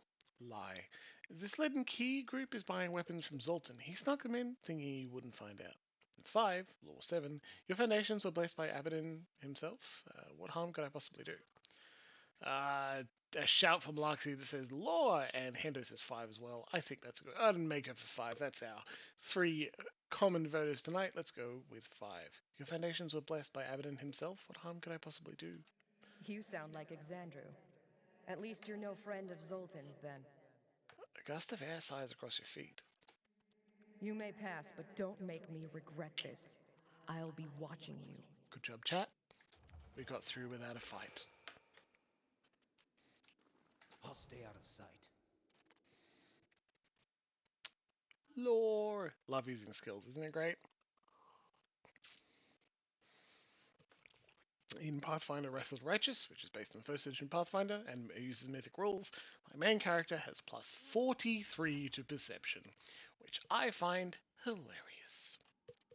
Since he has mythic perception, he can always see invisibility at all times.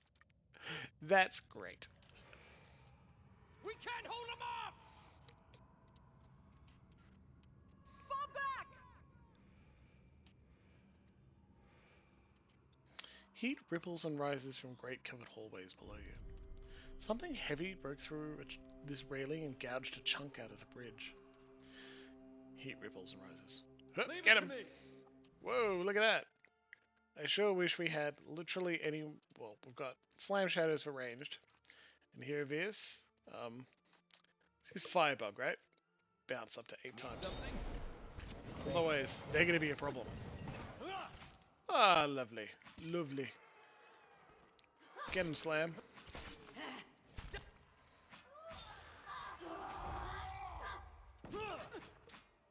Blood makes the grass grow. This thing isn't...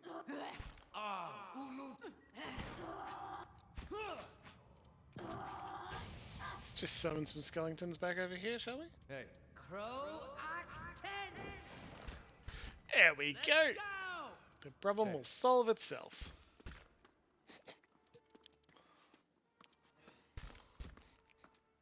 I bet there's a trap here.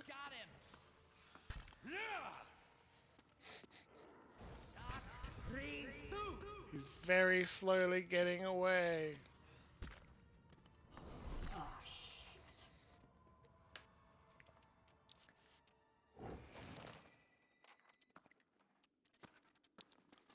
Oh, and if I find something good, you can have half. Swords and helms have been laid at the feet of this statue. Shattered skeletons lie prostrate before the shrine. Oh. If you say so. That'll do. Deflection 9 and a topaz. Not amazing. Still worth it. Can we get through here? Yes, we can. Okay, we'll keep an eye on that. Maybe go back this way if we don't see where it matches up. What's this? Every bone in a skeleton has been snapped in 2 or more places. They're coming! To the mines! Ooh, If you say so. We're gonna need to spend 3 lockpicks. This is a heavy door. Winter Wolf, Ice Troll, Giant Ice Troll. Ice Troll A, let's cover you with bees. Insect Swarm it is. Withering Strike, strike, extra damage and weaken. Seizes on this Ice Troll. Me too. And Grieving Mother, please. Swing with your sweet greatsword, get enough energy to cast Detonate. Because Detonate's funny! Why is your AI off, buddy?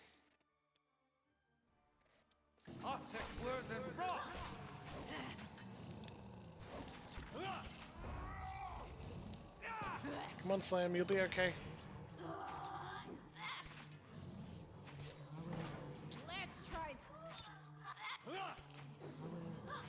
Mana has certainly deals a lot of damage and has a lot of health. 280. And slightly less than a deer who was supposed to be our tank.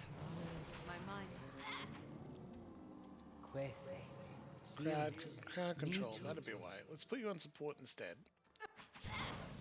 Not a defense self, but aggressive. Like, go find enemies and deal with it. There we go. Because you're our support caster at the moment. Here it is. Take that! Damn, missed! Sealness. Me too. There we go. Table. Stone dial. This thick circle of dark stone is intricately engraved with various strange symbols.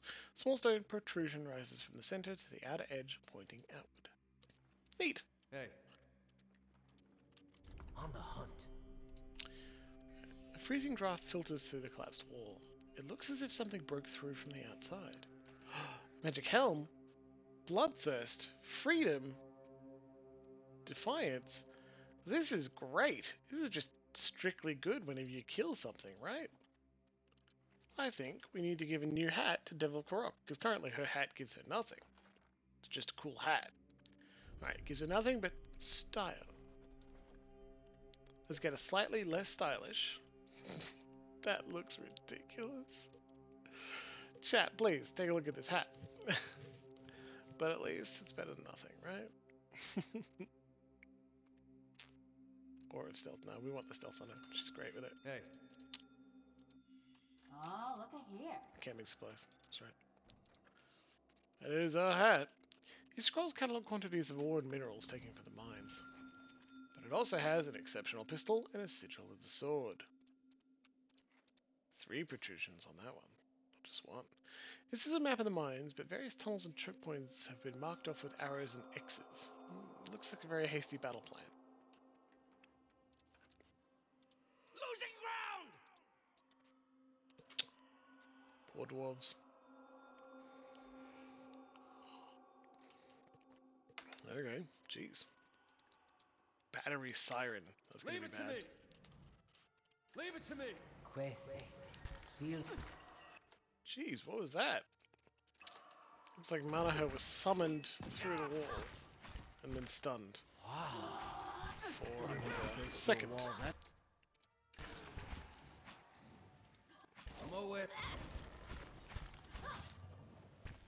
You use Savage Defiance, so she regains a lot of endurance. Hey. Slam, if you could get out of the way so that Dare could get through with his sweet two-handed sword, that'd be very good.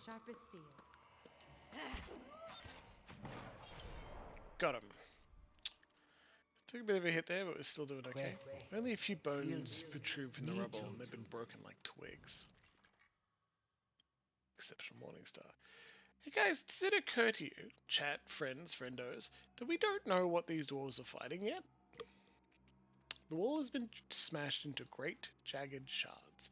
Skeletons lie crushed beneath enormous stone slabs.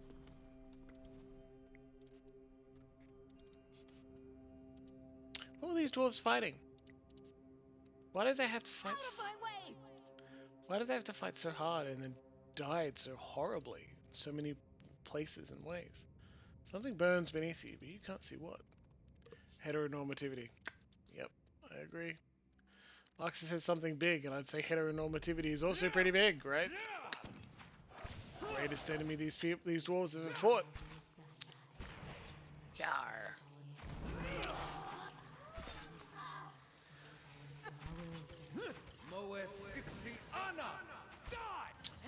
Manaher is ending up a strictly better and more useful combatant than Aloth. I want Aloth back anyway.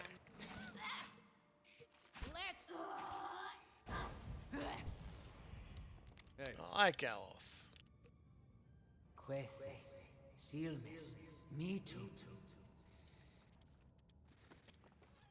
Every time I see a beetle, I think of his face. You gotta see this. Ooh, diamonds and Durgan iron ingots. Good thing there isn't a weight thing in the game. Do miss Flimsy Aloth. I wish he was here, dying to random encounters. And hitting things with his staff. Getting damage experience for it. But I think then this tier of his staff is kill X things with it as well. That's gonna be hard. He doesn't kill things with the staff.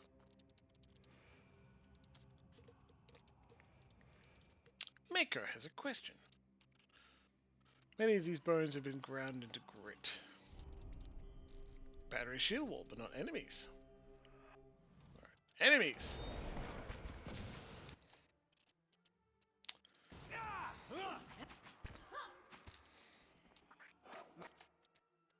Swap spots.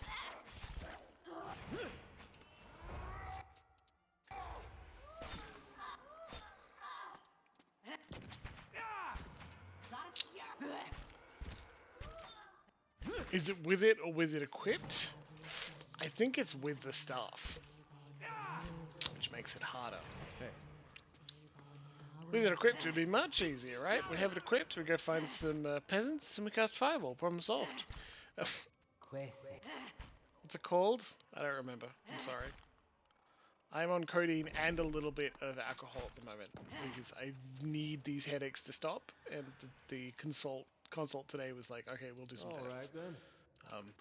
And I need to have some time without pain, so we're on codeine tonight. We're also running low of that. Oh, low on that, hooray. What's it called? Jade something stuff. If you search Soulbind items, Pillar of Eternity, and look for the staff, it'll be that one. Skiers, they're coming. What is coming?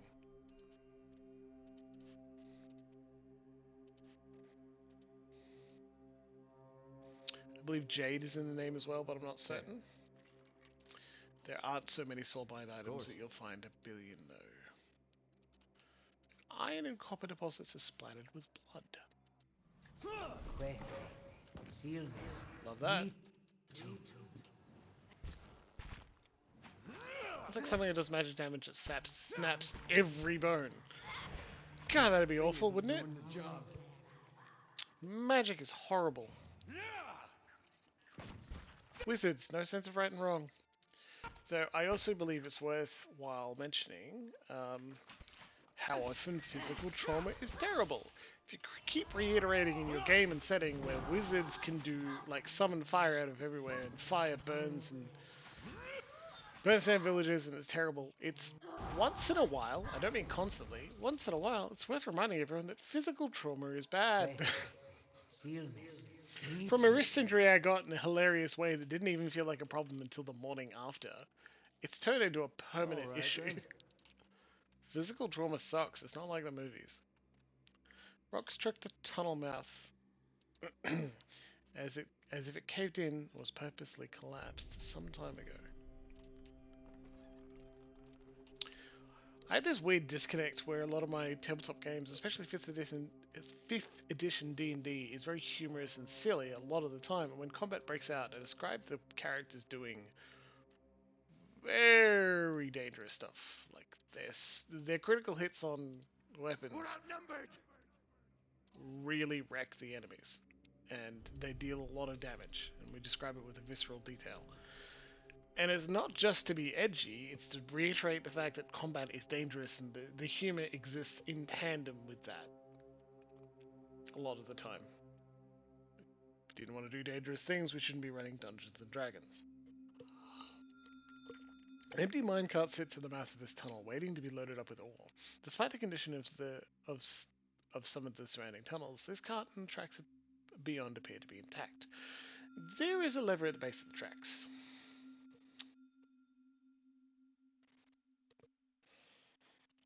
Larkson says get in the cart. Echo says 2, which is look inside the cart. And Larkson says okay, look and then get it. And Corey says get in the cart. Okay, well let's look inside the cart. The cart is empty, as if dusty and patchy with rust, and large enough that a group of kith might fit inside uncomfortably. Continue, climb in the cart. You and your allies clamber into the minecart in a graceless jumble of jabbing elbows and weapons. Pull the lever. With a shriek of grinding metal, the lever slides into place. The cart gives a mighty shudder and starts rolling slowly along the track. Lever! How dare you, all of you! The minecart moves downhill and quickly gathers speed. On the next rise, it becomes clear that there is some form of enchantment upon the tracks. The cart loses none of its momentum. After a sharp turn, you find yourself rapidly approaching a fork in the tracks. One track leads left and another upward and to the right. Look around quickly. You notice another lever, set along the side of the tracks. The minecart hurtles along toward it. Grab the lever as you pass. Who will grab for the lever? Let's have the Devil of Korok do it. The Devil of Korok hangs over the side of the cart, reaching for the lever, and nearly topples head over heels on the tracks. By the time the Devil of Korok is pulled back into the cart, the lever is out of sight. I thought that would be better, to be honest. The minecart rattles away noisily down the tracks, turning here and there as it follows the tunnel. You pass glittering veins of ore and the occasional piece of abandoned mining equipment. Eventually the minecart begins to slow. As you approach a lit cavern, you realize that you've come back to where you would have started. Well, that was fun. Time to continue adventuring. No, I'm kidding. We're going to try again. Climb in. Pull the lever.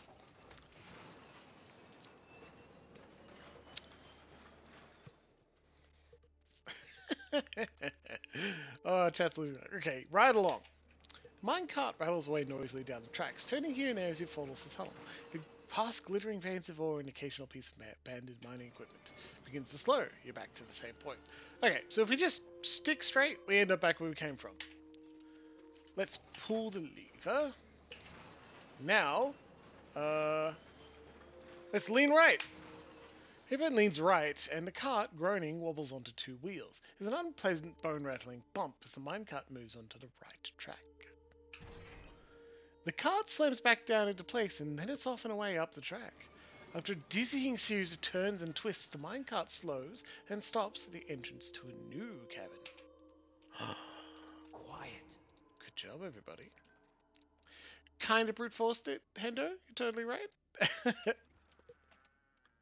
We get the sigil of the shield. Dented minecarts and heaps of rubble block this tunnel. Another minecart sits at the mouth of an ascending tunnel. You cannot be sure where it leads apart from out of this room.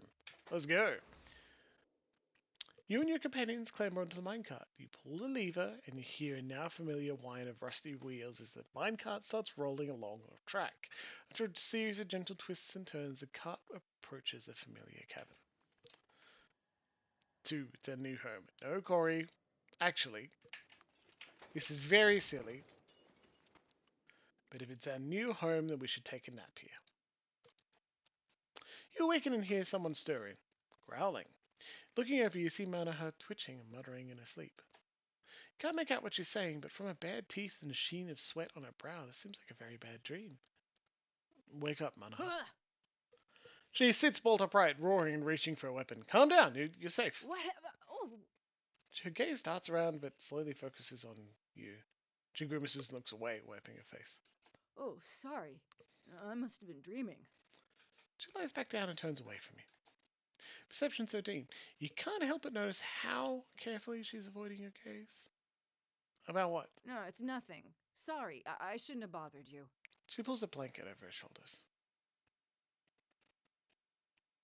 You aren't bothering me, but something's clearly bothering you. I'd like to help. She's quiet for a long time. Seems like she's already gone back to sleep, but then she sighs. You told me about your awakening.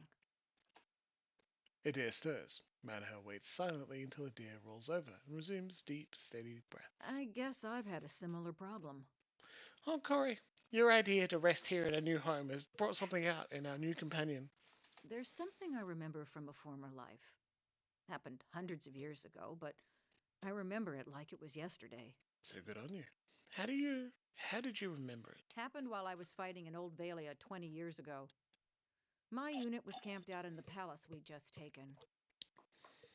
The others were roasting the last of the Marcheso's pigs in the feast hall. So I went to the wine cellars to fetch a few bottles. I don't know how long she'd been hiding there, but there was this old woman. Must have been one of the servants. She had this wild look in her eyes.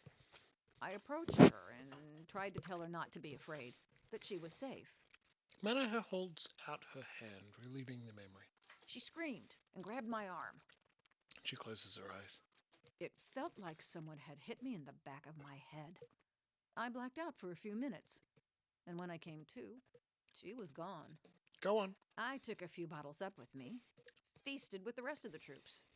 But when I went to bunk, I had a dream. She shivers. Only it was more vivid than any dream I've ever had. I tasted the sweat on my lips, felt the jungle air on my skin, heard the cries. She stops and swallows, shaking her head. This dream, was it a memory? Like when you hear a song you know you've heard before. She nods. Anyway, I laid off the drink for several days, but I kept having the dream. After a few weeks, I thought a change of scenery might do me good. Since then, I've been a pirate in the Deadfire, a pilgrim in the White that Wends, an adventurer in the Living Lands, and a gift bearer in a Shamadal. It's a shame I don't have this high perception. What next, then? I told you I was looking for the Abbey of the Fallen Moon so I could leave something behind. There's a pool there, the Salt Well. It's where gift bearers leave the heaviest burdens. It's said that a person can enter it and leave their own memories behind. There's a distant, hungry look in her eyes. And you would leave this haunting memory in the salt well. That's the plan. What if you lose more than you intend? At this point, I'd gladly give up all my memories if that's what it takes for peace in this life and the next. Let's get some rest. We've got a lot to do. We've now got a quest. And that's it for our minecart adventure. I'll keep an eye out. Good job, Corey. Glad you brought that out. Listen, you hear that? Bone pile. Erasmus' letter. Something was hastily scrawled across this page. It reads, Flora, we are trapped here, but I take heart knowing that you're safe below. When this ends, take whatever you can carry and leave for Fort Bonepicker at once. Take our nephew if you can. It is not safe here. Keep this with you. Your love, Erasmus. The other side looks like a poem, but it's obscured with dirt.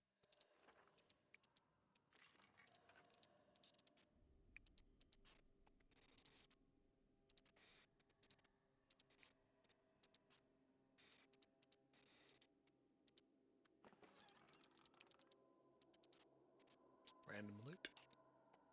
Random loot indeed, but not so bad. Pretty cool. Let's keep going. Investigate. Dungeon. This is the second layer down of a long dungeon. Are we safe here?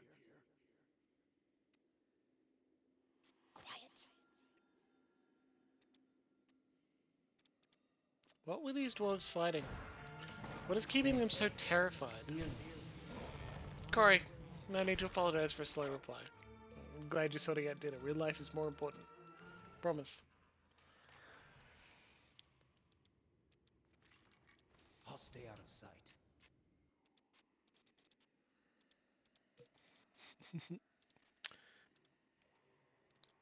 These dwarves have Durgan steel, which is apparently the best steel in the land. We can hide here. The skeleton's rib cage has been They're smashed going into to come for us fragments. here, and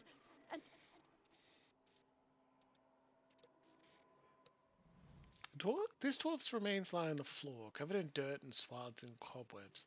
Essence drifts nearby, hanging in a stale air like dust motes. Search the body. The key glints in the dirt next to the corpse's femur. As you examine it, the nearby spirits grow restless, growling and fidgeting. Reach out to the essence.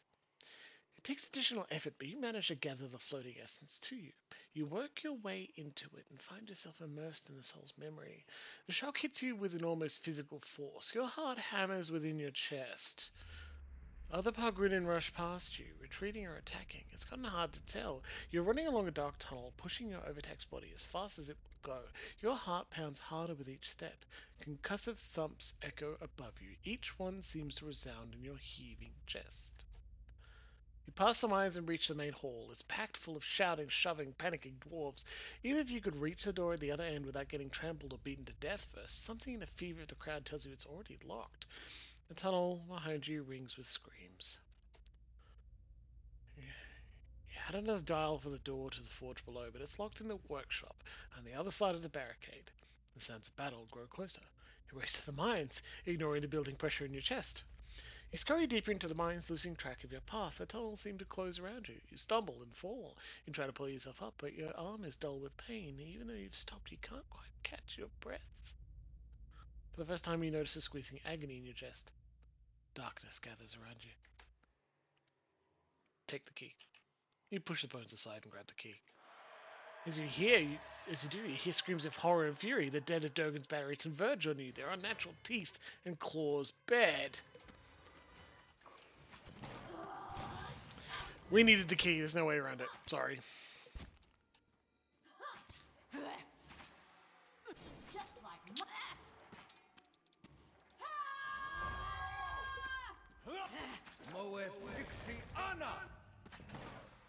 Yeah? Get him, Slam Shadows.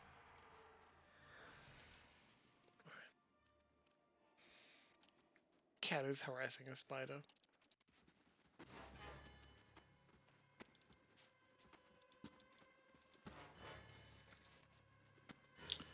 Think there are going to be more spirits? I think there are. Leave it to me.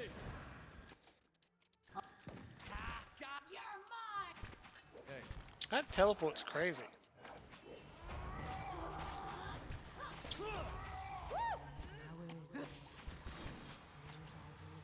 Terrify enemies.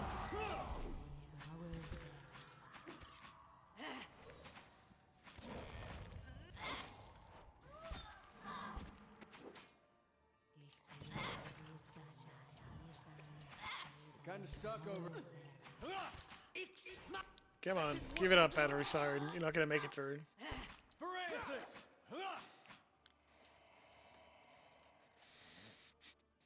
Racking up that experience and killing all sorts of new types of creatures. All right then. Dramatic sting of music there for very little reason.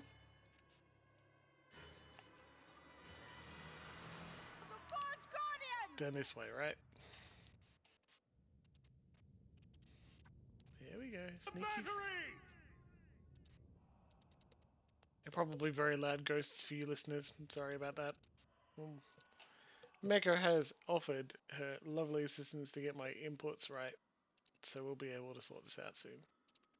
The stone slabs have shattered like pottery. The breastplates and cuirasses are bent and smashed beyond further use. A heavy bronze suit appears to have been ripped apart, its pieces scattered across the floor. Okay, I'm glad to hear that, Luxie. To seek the White Forge in the north. Heavy bronze suit. Let us in! Rune engraved copper key. They're coming! Reached Orvalia in the west. A cold wind from the south, and bore our parents east. Ding. As you approach the door, you notice a round depression within the surrounding frame. The molding around the depression is elaborately carved, with a row of foreign symbols lining the topmost edge of the circle. Examine the socket. The depression is about 3 finger widths deep, with a few small stone fragments jutting out from within the wall. Some pieces seem to rotate independently along slots, but they have no obvious effect in and of themselves. Well, let's place a stone disc in it. We've got a stone disc, let's go. Troogs! Good to see you tonight. I hope you're doing well. I know you catch us after a viewing of Stargate, so I hope Stargate is going well for you tonight as well. And everyone in the VODs, if you're watching these streams in between episodes of Stargate or another TV show, glad to have you along. At first, the disc does not seem to fit until it is oriented a specific way. You hear a quiet click of casings as it sinks into place. Nothing appears to happen right away, however. On the disc itself, an arrow-shaped protrusion points north. Wasn't bad? Alright. Corey, please show me your depression. I don't know how to resolve this. Alright, let's push the disc. The dial spins out of your hand. It makes a complete revolution and rises, so it's flush with the rings once more. Comes to rest with the arrow pointing north. Okay, as you turn away, you hear a faint grinding of stone. The dial faces north once more. Alright, so... To seek the White Forge in the north. Reach Old Valley in the west. Cold wind from the southeast. So, north, west, southeast. Let's do it. Oh god, okay. Push the disc. North. West, so let's go... Luxie, Trug says puzzle haven't seen one yet, and they're common. Not that common, roughly 1 a dungeon. But they certainly exist. It was an easy one, because it wasn't like visual, which I am very bad at. This is a visual puzzle because you need to picture where the thing is going. Like it says 2, it's on a wall, vertical surface, north. Okay, let's go. Counterclockwise. The dial comes to rest with a faint click. The arrow points west. The dial rotates easily enough, though you hear a peculiar rattling behind the wall. Let's push it. No, okay, so we don't press it between each. Wait, maybe you do. No, rises so it's flush with the rings once more. You probably, yeah, pushing seems to reset. Okay, so let's go leave. It was north, west, south, east. Alright, so we go counterclockwise, counterclockwise, counterclockwise, push. No.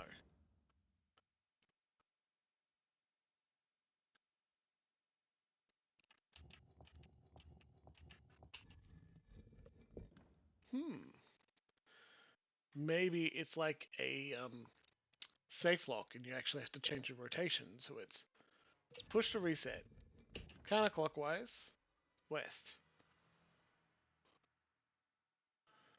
And then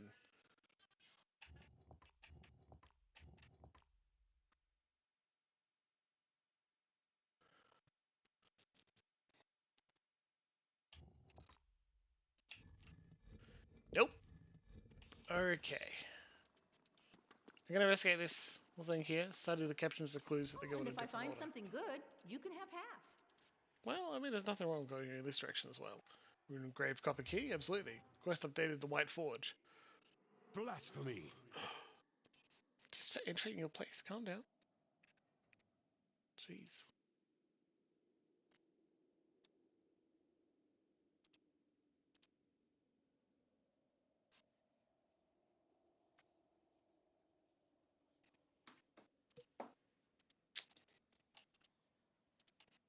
A hole bores into the stone.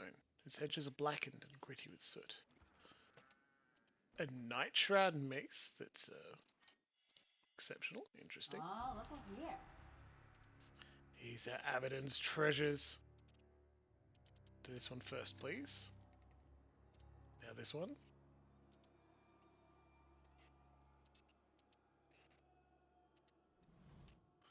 A circular depression carved into the stone sits beneath a relief of a dwarven warrior. An armor-clad figure is charging ahead against an unseen enemy. Inspect the stone carving. 3 holes punched at the bottom of the circular depression. The edges seem worn as if something has scraped against them. Dwarf appears ready to charge, holding a shield low and a sword high. So, helm, sword, or shield. But we know that it has 3 holes in the depression. 2 for the shield, 1 for the helm, 3 for the sword.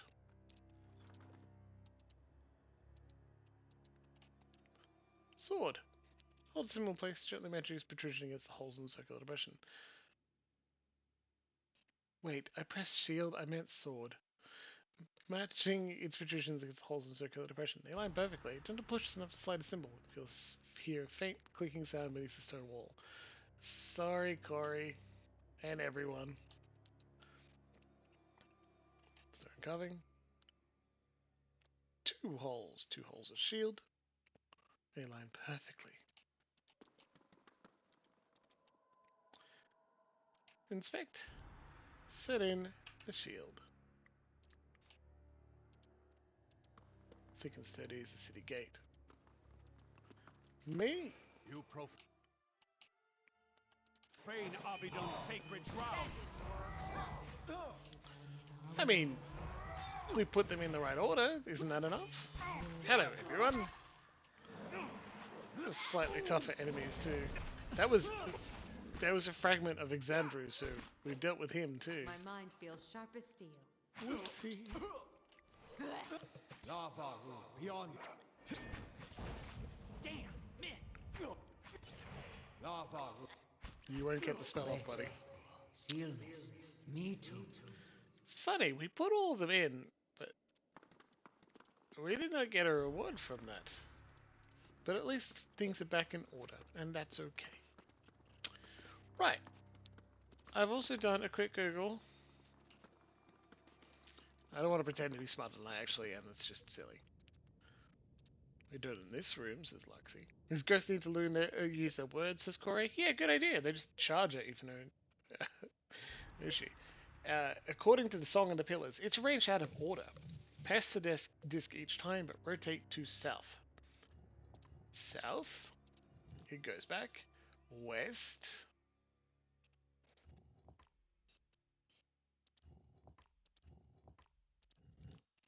Press the disc as the arrow points west. You feel another thunk and find that the dial is recessed further into the stone rings. Okay, so let's do it properly from the beginning, because I wasn't reading it out.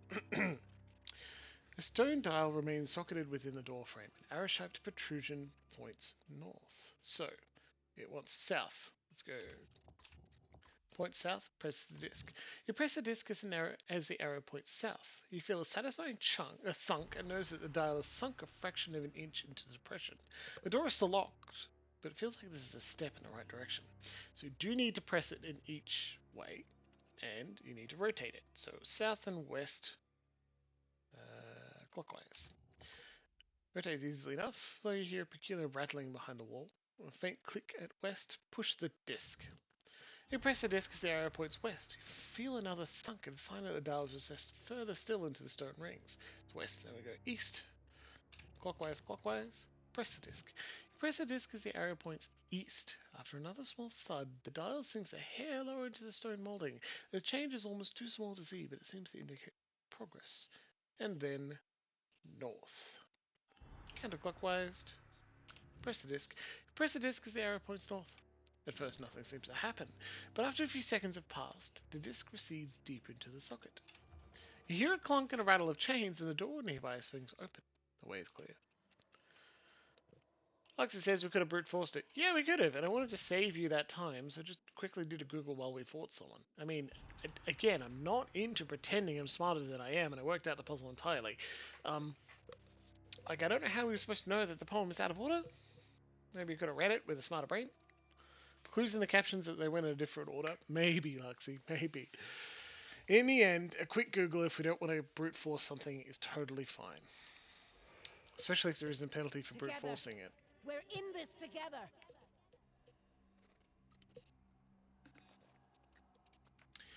Several skeletons have been laid alongside one another. Their legs and ribs are broken, and a dented Aberdeen statuette has been left amongst them.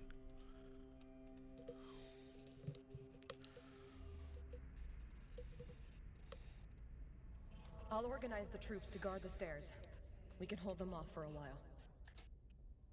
Vazo's repairing the Guardians. Lune's preparing for the... You can't be serious about this. Let's just wait those monsters out. Aberdeen wouldn't let us... Aberdeen rewards earnest work, not begging and cowering. We must hurry.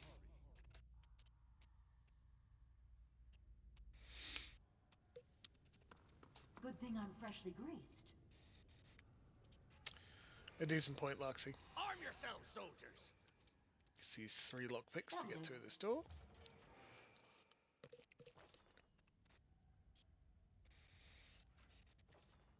Arming ourselves seem pretty good here.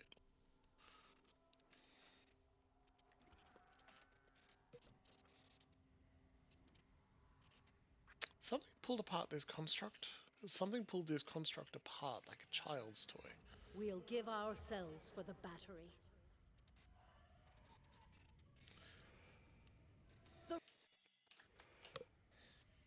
The records are here. Keep searching. Is this safe, Curate Loon? No, it's necessary. Ancient scrolls have been yanked out of the shelves and left on the floor. Scroll of Revival, Scroll of Maelstrom. Pugrid histories lie open and abandoned. Some are missing pages. Container. More scrolls. Game facts.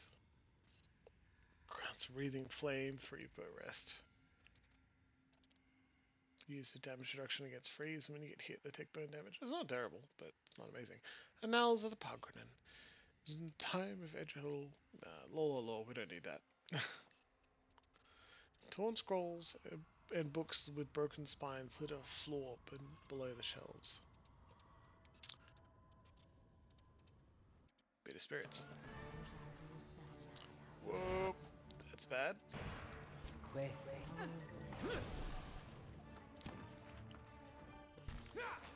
Get him, Manaha. In fact, you can take those. Take just like old...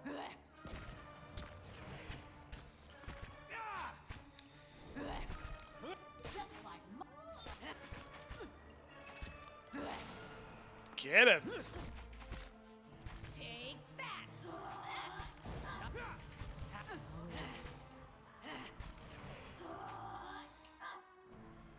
Bam.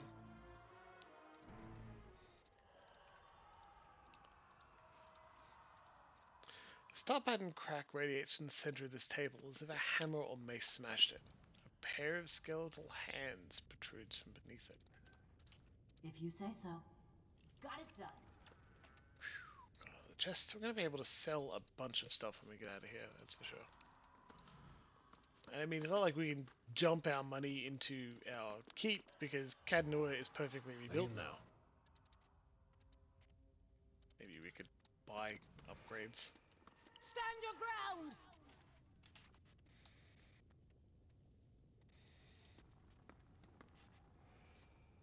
at our best armors. They must stand up to the heat. His pliers, picks, and awls are made for shaping metal. Right away, Master Vassal. Dried blood flakes off them like rust. Good thing I'm freshly greased. If you say so. That'll do. If you say so. That'll do. Adrosphere. Interesting. Cracked skulls and splitted bones lie in a jumble. Most of the remains have been ground into dust. Ooh, armory key.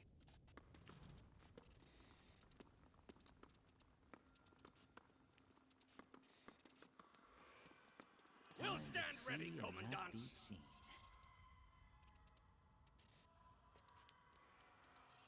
Whatever they were fighting affected them so much that they're still living through the last moments of their defense of their home. Not allowing anyone in to help them out. Heat. A dragon? We've seen one dragon already in this expansion. Would stand to reason. Darkspawn, says Mako. Yeah, excellent idea. Kind of excited for Dragon Age 4. I hope it has a subtitle. Dragon Age games deserve them. Dragon Age 2 was supposed to have the subtitle of Exodus, as reported by David Guida. And I think Dragon Age 2 should be called Dragon Age Exodus. And if I can remember it, I'll make everyone else do it too.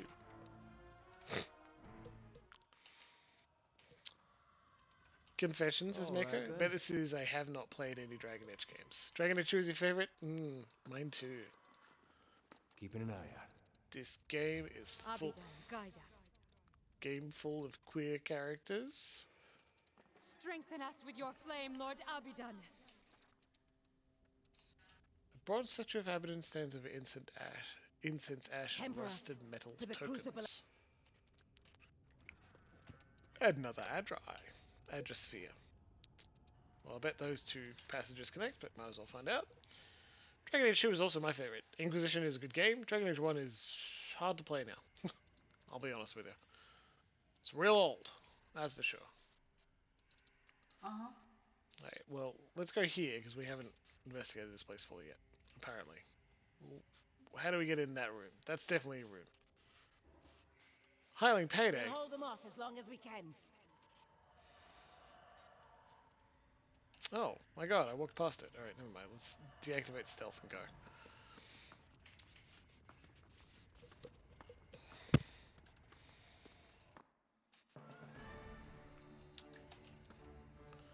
Straight into combat, let's go!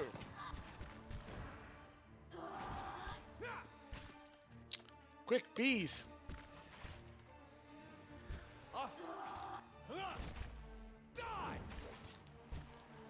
I'm here. You're all not doing anything. It's interesting. Mana hard, you mind?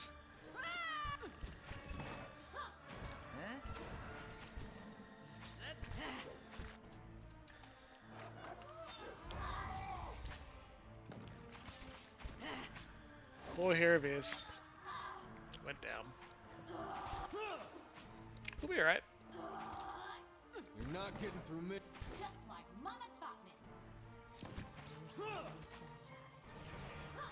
These battery sirens are difficult fights.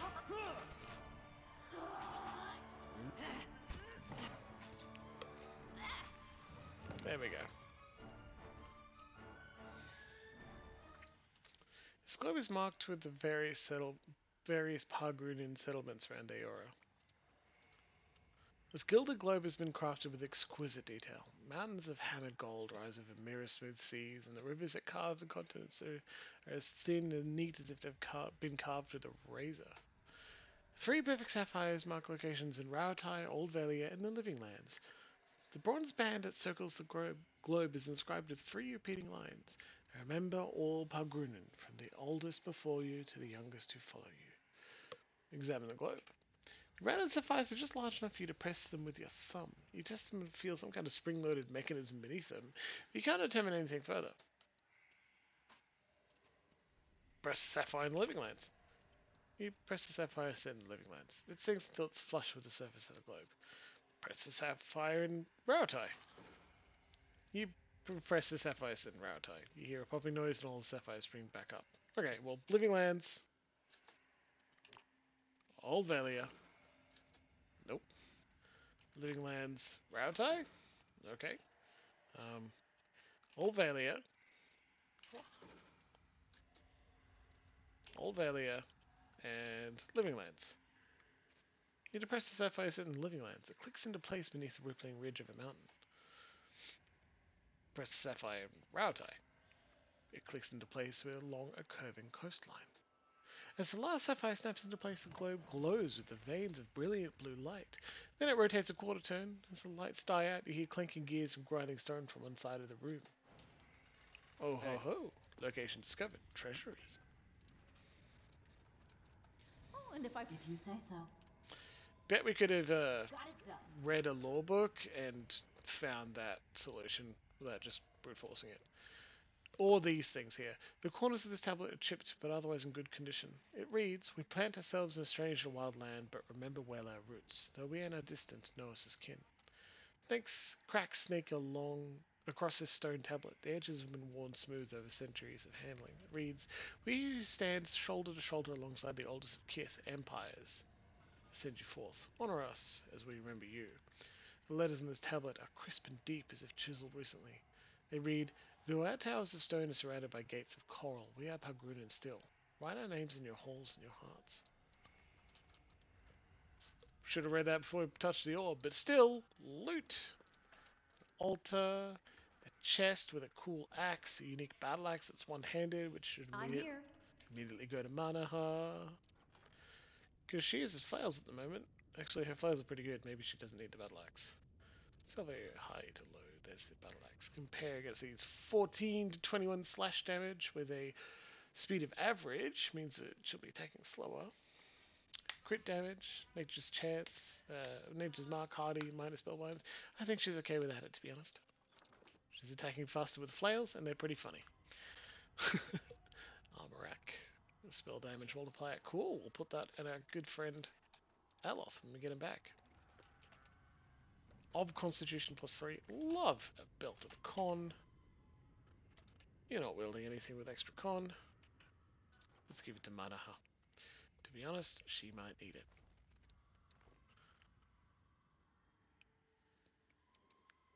Yeah, well, if you've got nothing better, Manaha, you can have that as well.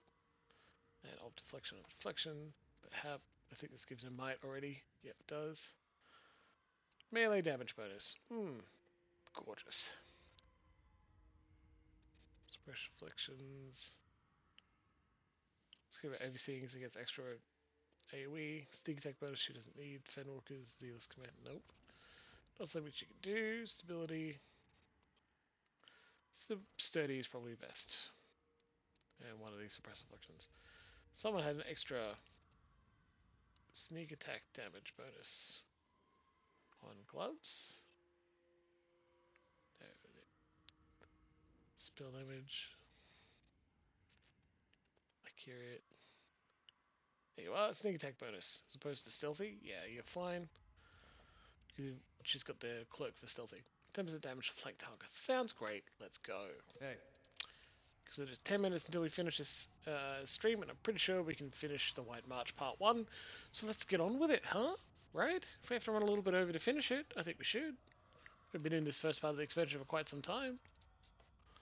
And here I am joking around with items. Find the White Forge. Tick. Awaken the White Forge.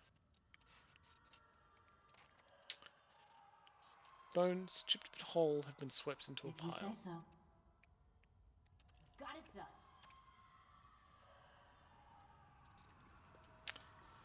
Mega says, "Can't believe you can resolve the NPCs and quests in Part 1. Slack. Part 1 and 2 were separated by, I think it was about 4 months or so. You can't do Manahas, but she was like revealed in part 2. A little bit of closure is actually a good thing. It looks as if these skeletons were once stacked, but they've fallen apart as the connective tissue is rotten away. The pillar tugs at your essence. A pulse from the world itself moves through it. The Guardians will hold the door as long as need be. Everyone else is ready. So few of us remain. Lord Aberdeen, guide our hands and steel our hearts. Give us the mercy of your forge. The mercy of your forge. Table. Might as well buy them combusting wounds. I've seen better. Aloth! Sorry, that's not Aloth. A dare, how could you? Look away up. A few tokens, filthy coins, and tattered ribbons have been scattered in this bone pile.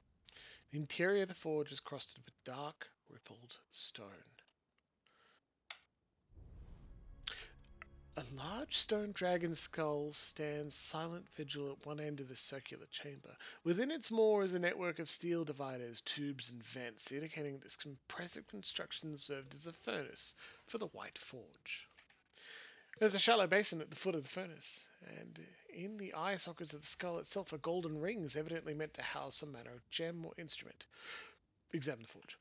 The dragon's skull gazes down upon you with hollow eyes. Both have gleaming golden rings worked in the sockets, and both of those stand empty.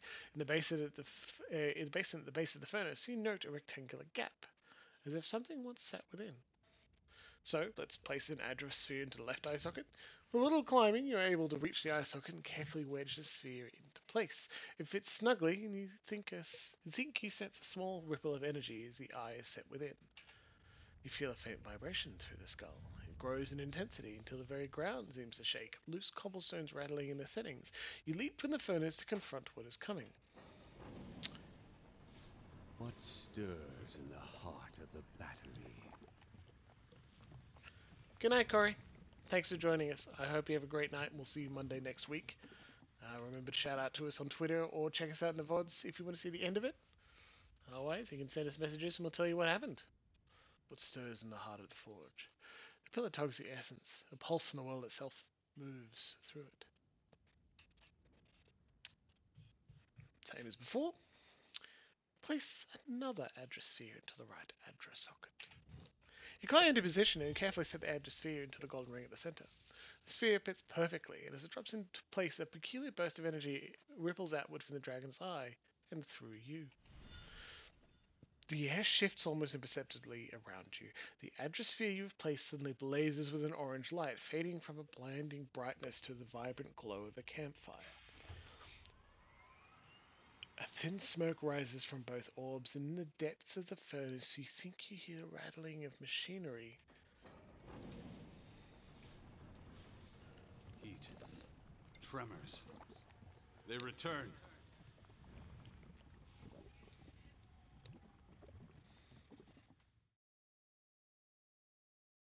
I pressed my quick save button. We're not taking a break. Same as before. Examine the forge. Rectangular gap as if something once sat between. The pillar tugs the essence. So, clearly, we need another item. Not just camping supplies. So I bet it's over here. Let's go get it.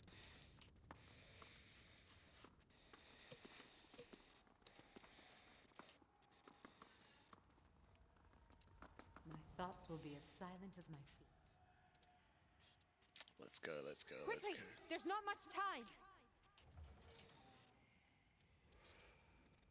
Alone, we've never If you say introduced so. this much essence into the White Forge. Aberdeen gave us the tools, Vassal. We've got to make them work. Books and pages scrawled with equations and measures of essence are scattered across this table, as if someone went through them in a hurry. Book. Durgan, iron ingot. Basin. Your skin prickles as you approach the vat. It teems with soul energy with lives spent and stored thrice over. I did save my quick save key. Whoops. That's probably why the quick save didn't work. It teems with soul energy with lives spent and stored thrice over. Essence roils like churning water, running over ancient pipes and gears. But there within the vat itself lies a heavy stone disc, rune engraved and as pale as bone. Reach for it. You feel a chill run up your arm the moment your fingers brush the disc's surface. Whispers erupt from the stone around you, and out of that chorus rises a single, steady voice. Stop! These methods belong to us! To the Pargrunin! What if I say please? You would steal? You would steal from us? From the... Aberdeen himself.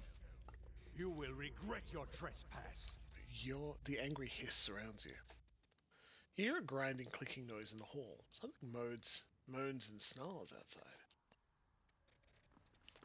Maybe I shouldn't have made A hilarious, clever remark. Slam Shadows is a clever man. You gotta see this.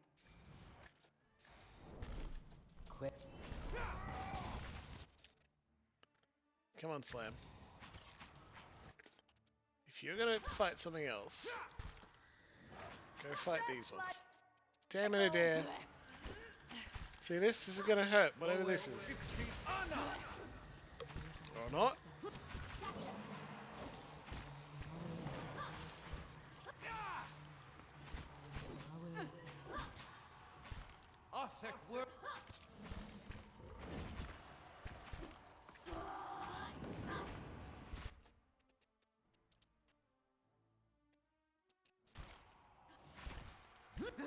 Switching a new cast, Slam Shadows, let's do it!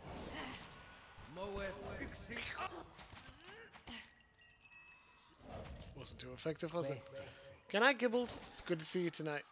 We'll catch you again next week, okay? You see us up in the VODs for the last few minutes, alright?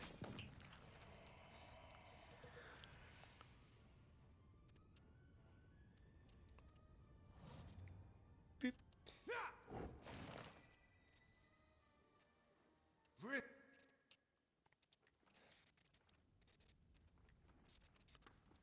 Renolictus. They shall see nothing while I see much. Alright, sneaky sneak.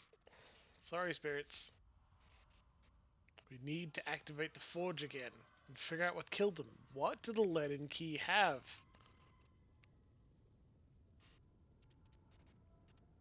I'm glad these guys aren't alive to kill us or anything. Alright, let's poke the thing. Place the stone disc in the hollow space behind the basin. You place the stone disc into the basin and find that it fits perfectly within the hollow. Before your eyes, the disc turns of its own accord, rotating this way and that before finally sinking into position. From deep within the furnace comes a startling metallic screech, as if some hidden mechanism has come to life. From the vents around you rises hot, stale air and the glow of rising fires. A gust of hot air erupts from the stone dragon's maw. Molten ore drips from the basin, and dark billowing smoke begins to gush from between the skull's fangs. You hear another rending shriek, but not of machinery. Around you rises a chorus of howls, bodiless voices raised in rage and despair.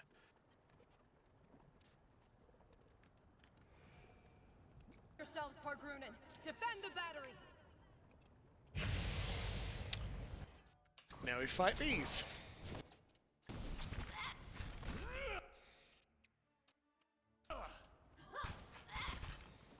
Useless! Ooh. Let's go invisible.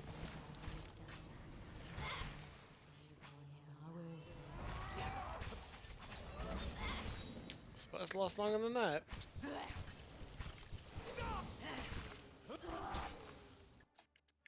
Do you have any heals yet, Slam? No. No, not yet.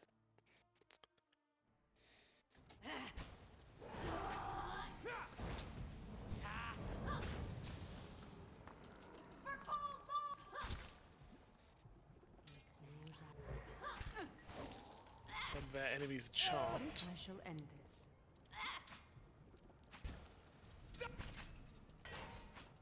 You can do it.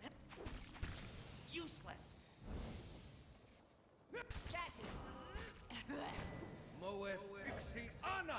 It's good.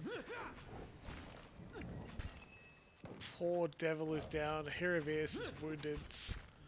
Slams. Doing okay. Just one Forge Guardian left. We can do it.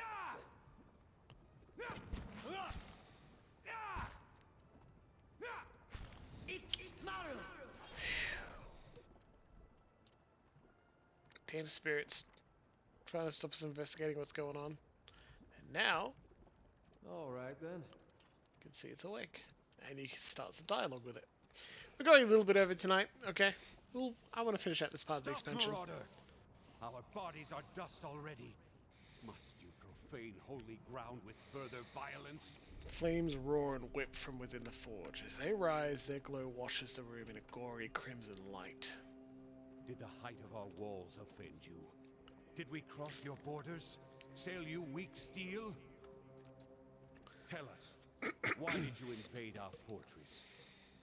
Behind the anger and through the roaring flames, you hear the voice of a tired old man. Durgan's battery has been deserted for over 200 years. No, that cannot be. Aberdeen wouldn't allow it. Flames flicker and shudder, and the stones beneath your feet grow suddenly cold. Wake up, Exandru! This is why Aberdeen gave us the White Forge, that we might take up arms and deal with villains like this. Heat surges again from the forge, prickling your skin. Such a magnificent device, and she can only see it as a tool for war. She shames our grandparents, who wandered this continent and... Quiet, both of you! Can't you feel it? This chill. This silence. Fires crackle and snap. But you entered our keep and found it abandoned. Ruined. What happened to us? His question drifts from the mouth of the White Forge, wreathing you like a cloud of smoke. Intellect 16. The official history is that you destroyed yourselves, but it looks like someone or something invaded the battery. I'd never seen anything like them. Twice the size of any ogre, and positively fearless. They were... Eyeless. Yet no matter how hard we fought, or how deep we hid, they kept coming for us. And now we know what they were fighting. What were they? Some kind of magfolk, but bigger than any we knew of. We who survived never got close. They were relentless. Unnaturally so. Why did they attack you? They didn't stop to explain themselves. Yet I wondered what a monstrous wilder might survive in a place like this. We should have taken our steel and pushed east. What's to say they didn't come from the east? From the lands Maroon so coveted? It was a punishment for taking this gift of Aberdeen, the White Forge, and squandering it on our greed and vanity. The other voices say nothing, but you feel their doubt and dissent in the stifling heat of the forge. Go on. We retreated until there was no place left to go. Until those of us who remained were here. Here, with the salvation Aberdeen had left us. You used the White Forge to channel your souls into the battery. Yes, using the same methods with which we had fashioned so much cold steel. It was agony. Feeling your soul ripped from your flesh. Feeling every part of you torn asunder. But it saved us. Huh. Imprisoned us. It was Aberdeen's grace. Now, we inhabit the monument our people built to the White Forge. What does this have to do with Aberdeen? The White Forge belongs to Aberdeen, of course. It is here that he built his own body. It is here that he built his own body. Aberdeen the divinity. And whether he found this place or created it, it's a truly remarkable smithy. We Pogrunin are wanderers by nature. But it was Aberdeen's call that led our forefathers here after generations spent along the Pearl Coast and Air Glonfath. So the old stories say. Then again, I can't see any other reason our grandfathers would have stayed here when greener lands lay east. How does the White Forge work? Its fires have been blessed by Aberdeen. They're fed by Aora's molten heartbeat and veined with Audra that runs to the center of the world. Which explains their conductive power. See, these Audra veins allowed us to siphon essence into steel as we shaped it. And that essence, the extraordinary heat of the forge, and our smith's skill is what made Durgan's steel so remarkable. I see. And now you're here in Durgan's battery. Stuck here, you mean? With all the others who sought to escape the Eyeless. You're trapped here, never experiencing anything new? Sounds maddening. Had we thought longer on the fate that awaited us, we might have chosen a quick death to this slow agony. I agree, Mako. Blasphemy! There's no greater honor than remaining here, watching over the White Forge. Easily entertained, huh? The long vigil is a quiet duty, but a noble one nonetheless. I only wish we could protect this humble monument better. Or do something. Anything. We were once among the greatest smiths in the known world. Tell me, do Kith still speak of us? Yes, and highly. You are still regarded as master smiths. It's true. That is good to know. It's only a shame that this legacy is nothing but a memory. The White Forge radiates gentle warmth. Is this why you braved the restless souls of Durgan's battery? To recover the process of Durgan's steel? I'm hunting a group called the Leaden Key, and they were seeking a way into the battery. At this admission, you feel a softening in the essence of the Pargrinan. In one moment, each soul and fragment is distinct, and in the next, they form an indistinguishable host. You perceive them as a school of fish caught in a tide, a flurry of snowflakes in the wind, a pantry full of fragrant spices. Then I hope you're satisfied with what you found here. At least you get to leave this place. But it was good to be remembered. However briefly. As the souls of Durgan's battery speak to you, their collective essence takes shapes, and much like Merwald's did. There are scores of them, all torn by conflicting purposes and trapped in the memory of their lost battle. You taste the bitterness of their uncertain existence and feel a persistent ache at centuries.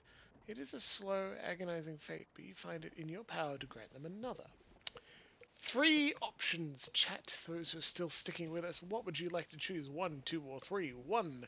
Release them from Durgan's battery. You're free to roam again. Return to the wheel and seek new lives. 2. Bind them to the cannons. Defend Aberdeen's forge and the fortress you built around it.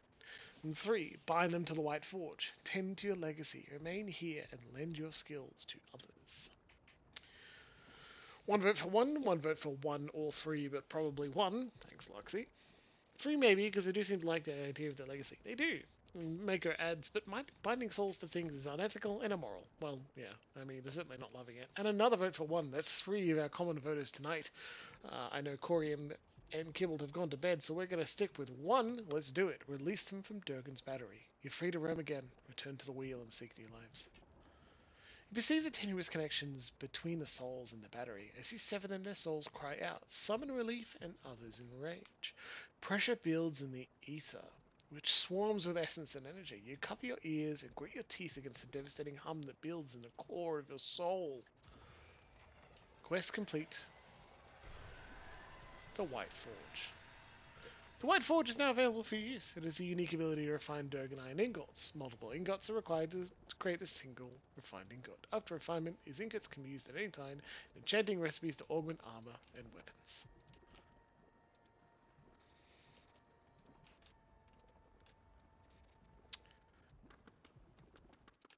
We'd already essentially gotten their opinion, their input on their fate. We gathered it by going through that conversation, and it essentially said, some of us want something, some of us want the other thing. No one said, hey, let us defend it via the cannons. When you stepped out of Durgan's battery and into the new snow outside, word had already spread of strange lights rising from the fortress, and energy crackling in the sky. The survivors of Stalwart flocked to Durgan's battery, their steps hastened by the promise of peace and prosperity at last. They mended their walls, gathered their strength, and prepared their town for the new opportunities that were sure to come. And with the voices of Durgan's battery silent at last, none heard the distant groan of something stirring among the peaks, as massive and relentless as an avalanche. You've completed Pillars of Eternity, The White March Part 1. To begin the next chapter, rest in any location outside of White March. Congratulations, everyone. We've gone like 11 minutes over, and that's pretty good, I'd say. We've completed the first expansion to Pillars of Eternity 1. Congratulations. How good's that? I'm very pleased with you. Very pleased with all of you indeed. That was good fun. We'll take a brief break next week. We're not on this Wednesday this week. We will be having a night off. And then Monday next week, 7 o'clock, same time as always, we will go deal a little bit more with the endless paths of Odd Nua, now that we're a bit stronger. Have got a rogue to do the stabby. And then, once we finish that, or at least make it inroads, we'll come back and do the second part of the White March. Pretty cool. Well, thanks very much for joining us, everybody. Thanks everybody tuning in live. It's been a pleasure to have you, and thanks everybody in the VODs for catching up and enjoying the journey in a bit of distance. And I hope to catch you all again soon, okay? It's been a pleasure, as it always is. Good night.